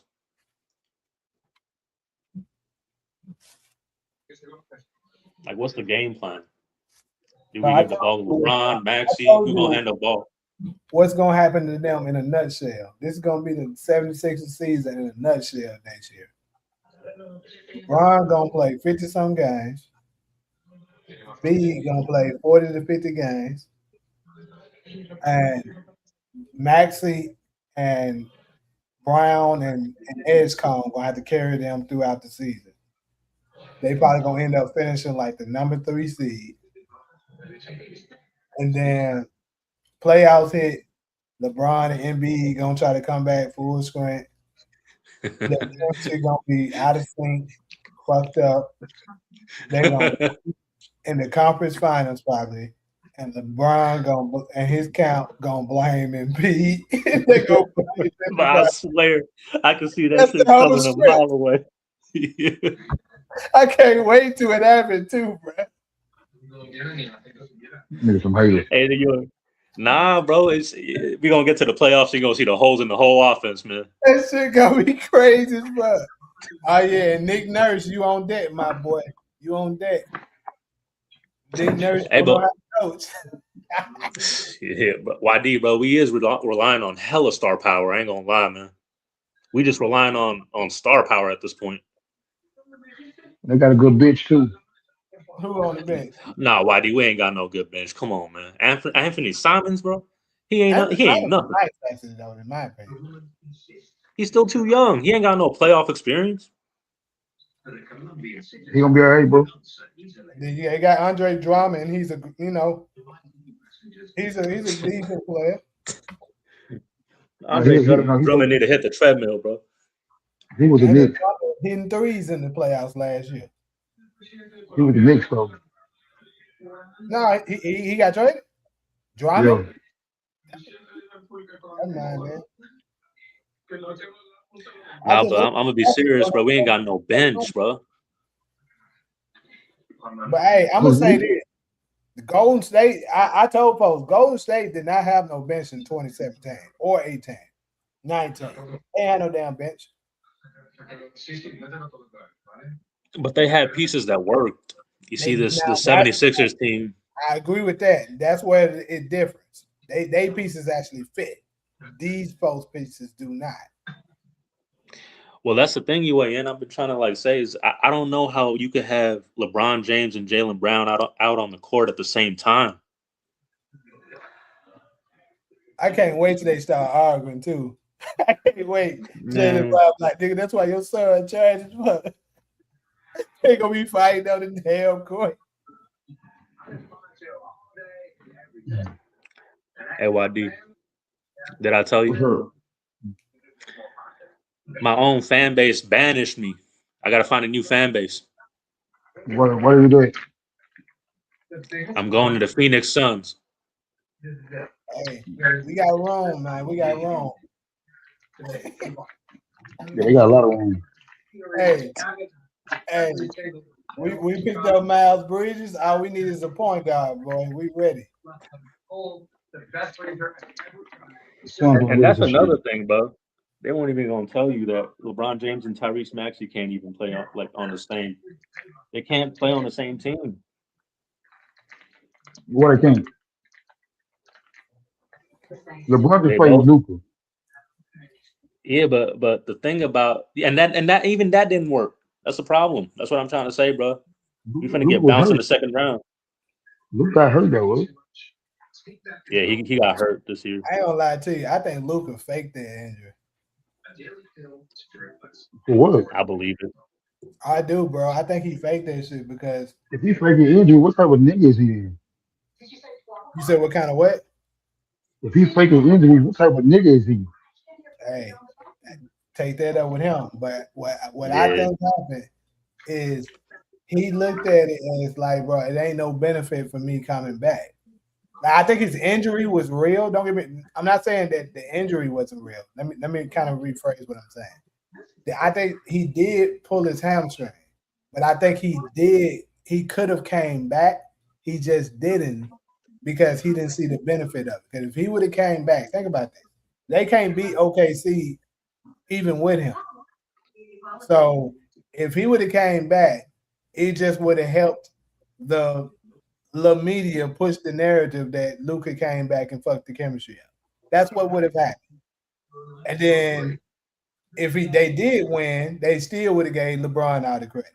That's what would have happened. So he's like, bro, and we're not going to win the championship. So it's no point in me coming back. Just sit out, let them get rid of LeBron this year, and then I'll come back this year. That's what his mentality. Yeah, he'll call you. Hey, I might agree with you on that, but that's what I believe he did. Yeah, but UAN, it's like what you said in one of the other lives you made. You can't have LeBron and Luka out there at the same time because they're so similar in style. Yeah, it don't match, bro. And it's the same thing with Philly. It's just these pieces Luka don't work together. they both need great shooters on their team. Luka needed, LeBron needs it. In order for them to maximize their potential, they need great shooters around them. The Lakers didn't have no fucking shooters. They had Luke Kennard, who was coming out the bench shooting really well. But like Austin Reeves can shoot, but he's not a shooter. You feel me? Yeah. Luka can shoot sometimes, but he's not, from three, but he's not a shooter. And then for Luka, you can say the same thing with LeBron. He's streaky. Sometimes he can be hidden, but he's not a shooter. So you got your whole backcourt can't really give you shooting, and then your front court can't give it to you either. So the pieces didn't match. You could say Tyrese Maxey is kind of a well. You see, LeBron and Tyrese gonna have a problem because you see Austin Reeves. He's a more craftier version of Tyrese Maxey, a little slower, but he more crafty. And Tyrese needs the ball in his hands. He's just more of a shifty player, and I don't know how it's gonna work. I really don't know. And then Nick Nurse, I don't know. I'll let this out.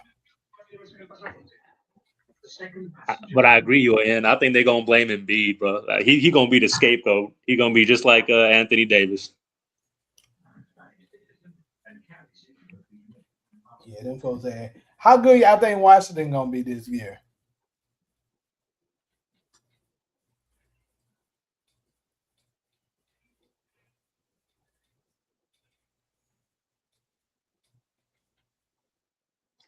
Bro, even with the Harden thing, bro, it didn't even work. What you mean? Look at this shit. Look at this nigga came out of the woodwork. Said Maxey playoff Harden, bro. Harden didn't even show up. He choked away Game 7. I was against that shit too when he hopped on Philly. Last time Maxey shot 44.5% with a point guard next to him. They still lost though. That's my point.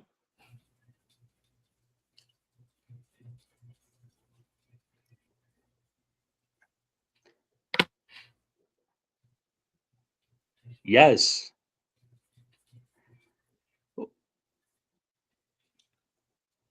But we talking about like LeBron, a ball dominant point guard who don't play defense anymore, who can't play off ball.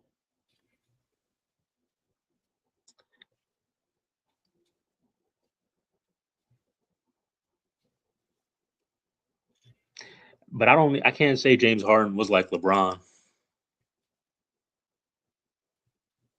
Well, I would say I know this is why Depot would disagree with me if he was still up here. I know he just came out. I think James Harden's a better distributor than LeBron. LeBron's looking for LeBron might be the better flashier passer, but like as far as just simply distributing, I think he's better than him.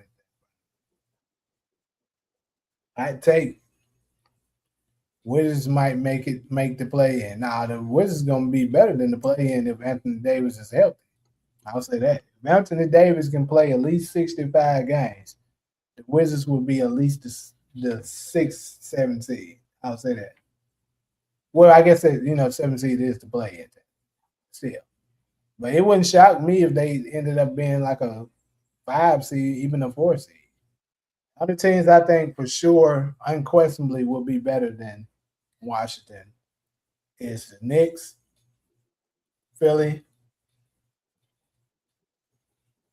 Honestly, them the only two I can say are shoe-ins. Gonna be better than them. Because the Celtics just got weaker. I don't know. I got to see what they look like now. Well, they acquired Paul George, and I don't even know if PG fits with Tatum. Their style of play is just kind of similar in a way, but Tatum is a little bit more of a better passer, facilitator a little bit.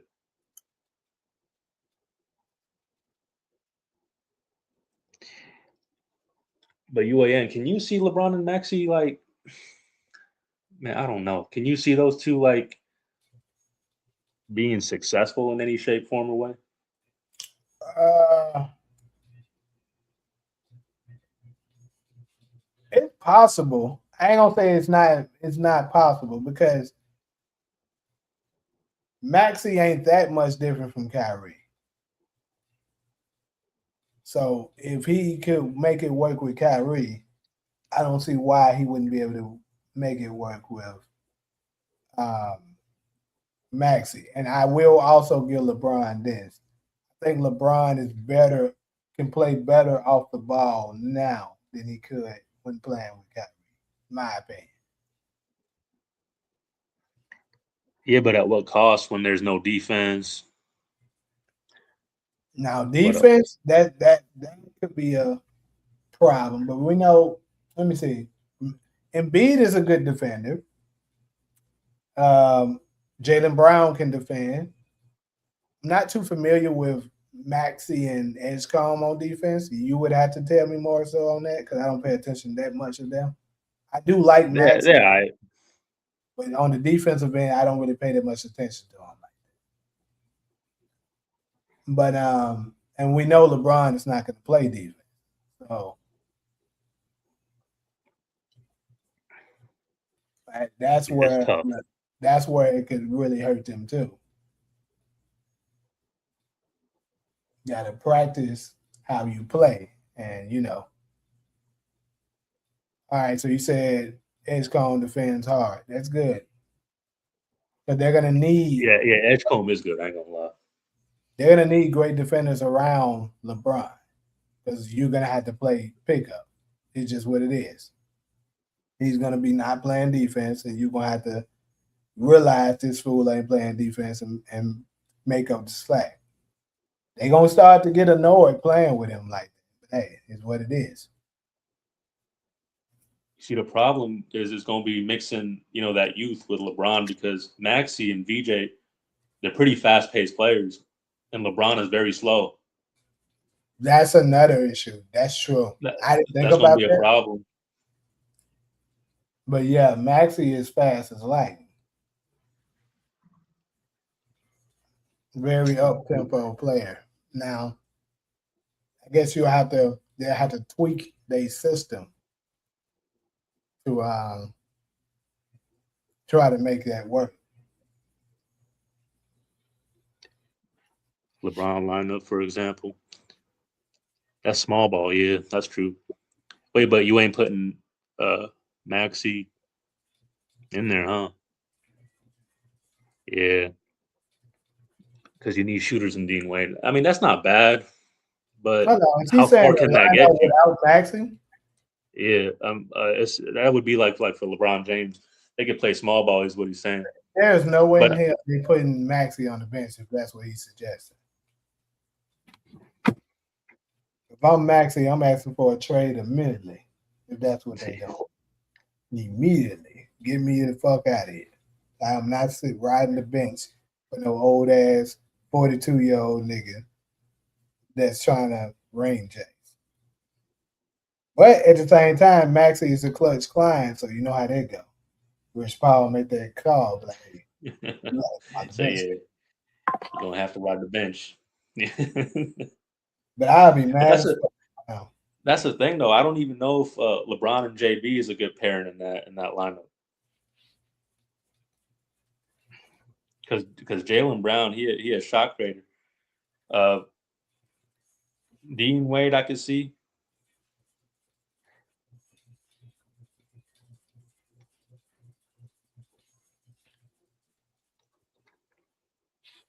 Maxey isn't playing 40 plus minutes per game as stated by Mike Gansey and Bob Myers. So what they got? Well, I mean, he don't need to, but it's beneficial to have him out there. If I'm them, I would want LeBron to only play 20 minutes per game. But hey, that's me. Get his old ass off the fucking court so much. But that's the other thing, right? UAN is we rely on so much like when they got excited over LeBron coming, they don't understand. But this guy is 41. He about to be 42. He don't get back on transition defense. He barely plays defense on single coverage. And I can see LeBron just camping out for rebounds too. He gonna have Joel Embiid move out the way. And B gonna get pissed off, man. Yeah, bro. He'll have to move out the way, man. I want my rebounds. He gonna be so fucking mad. And then another thing that's crazy. They be doing all that bragging, talking about this, and he's 41 and number one in transition offense, transition points. How is he getting those transition points? Is what we need to be talking. Thank you. And do they affect the game? Playing fucking defense, bro. He's already halfway down the court. He's not Yeah. playing defense. He over there. Down the court, and he gets a dunk. He's still in the key. Yeah, he over there standing in the key. Like, what the fuck are y'all talking about, bragging about that shit? It's tough, man. I ain't gonna lie, man. I don't even. But you should have seen the comment section, bro. How it was coming up with scenarios. I was like, man, I can't even believe what I'm reading.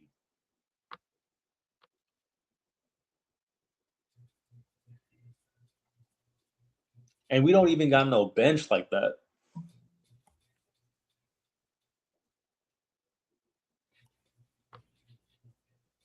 Yep. Well, it's gonna be exciting to see. I can't wait to see what happens.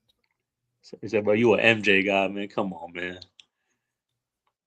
Just so you guys know, I'm an MJ guy.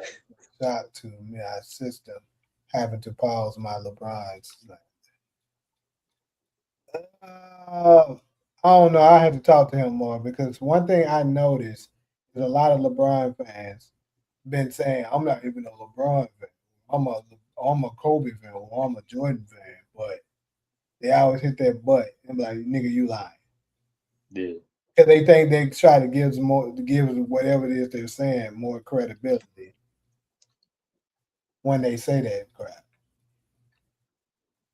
But nope, I don't believe your ass. Now I'm not talking about he's one of them. I would, like I said, I would have to listen to him more.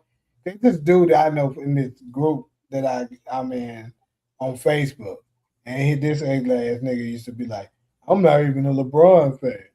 I'm not a LeBron fan. I'm not a LeBron." He said this shit all the time. And when I tell you every single post he does, it's praising LeBron, or if he's coming, it's defending LeBron. I say, nigga, there's no fucking way. And then at first, he used to kind of still deny, and then eventually he just got tired of denying, and he just started ignoring me. I'm like, I thought your little ass not a LeBron fan. They be just lying, bro. Like, I don't know what the fuck is up with them. Do they be posting them cherry pick stats and shit? Because I know Facebook, some of them posts on Facebook is crazy. Like the amount of cherry picking they be doing.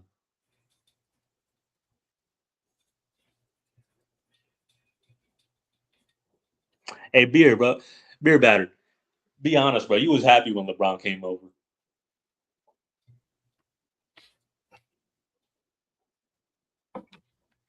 Like the shit that I be seeing them folks doing, but certain fans of LeBron, it's just insane, bro. I've never seen a grown ass man treat another grown ass man like that. It's just crazy, and they not sus. Like, No, that's the other thing. Yeah, they, and I think you're right, UAN. The people that I'm looking at back at those comments, man.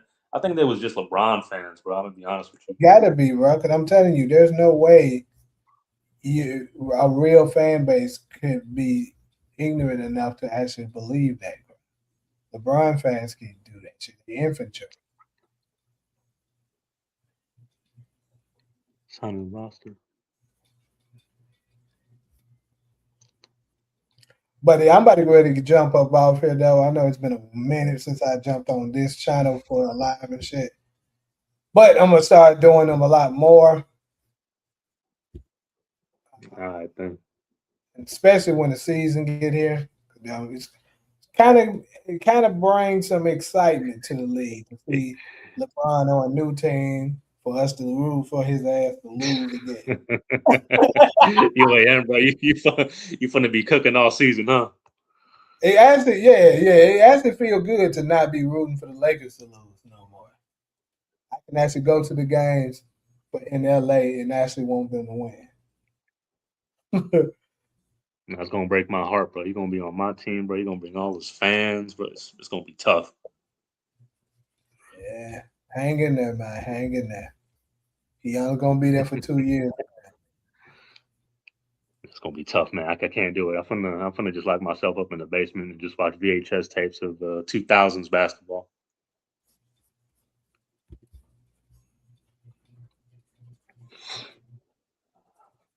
It was a good live, though. All right, then, UAN. I'm finna All right, call it a bro. night. Appreciate it. Yes, sir. Catch you, brother. All right.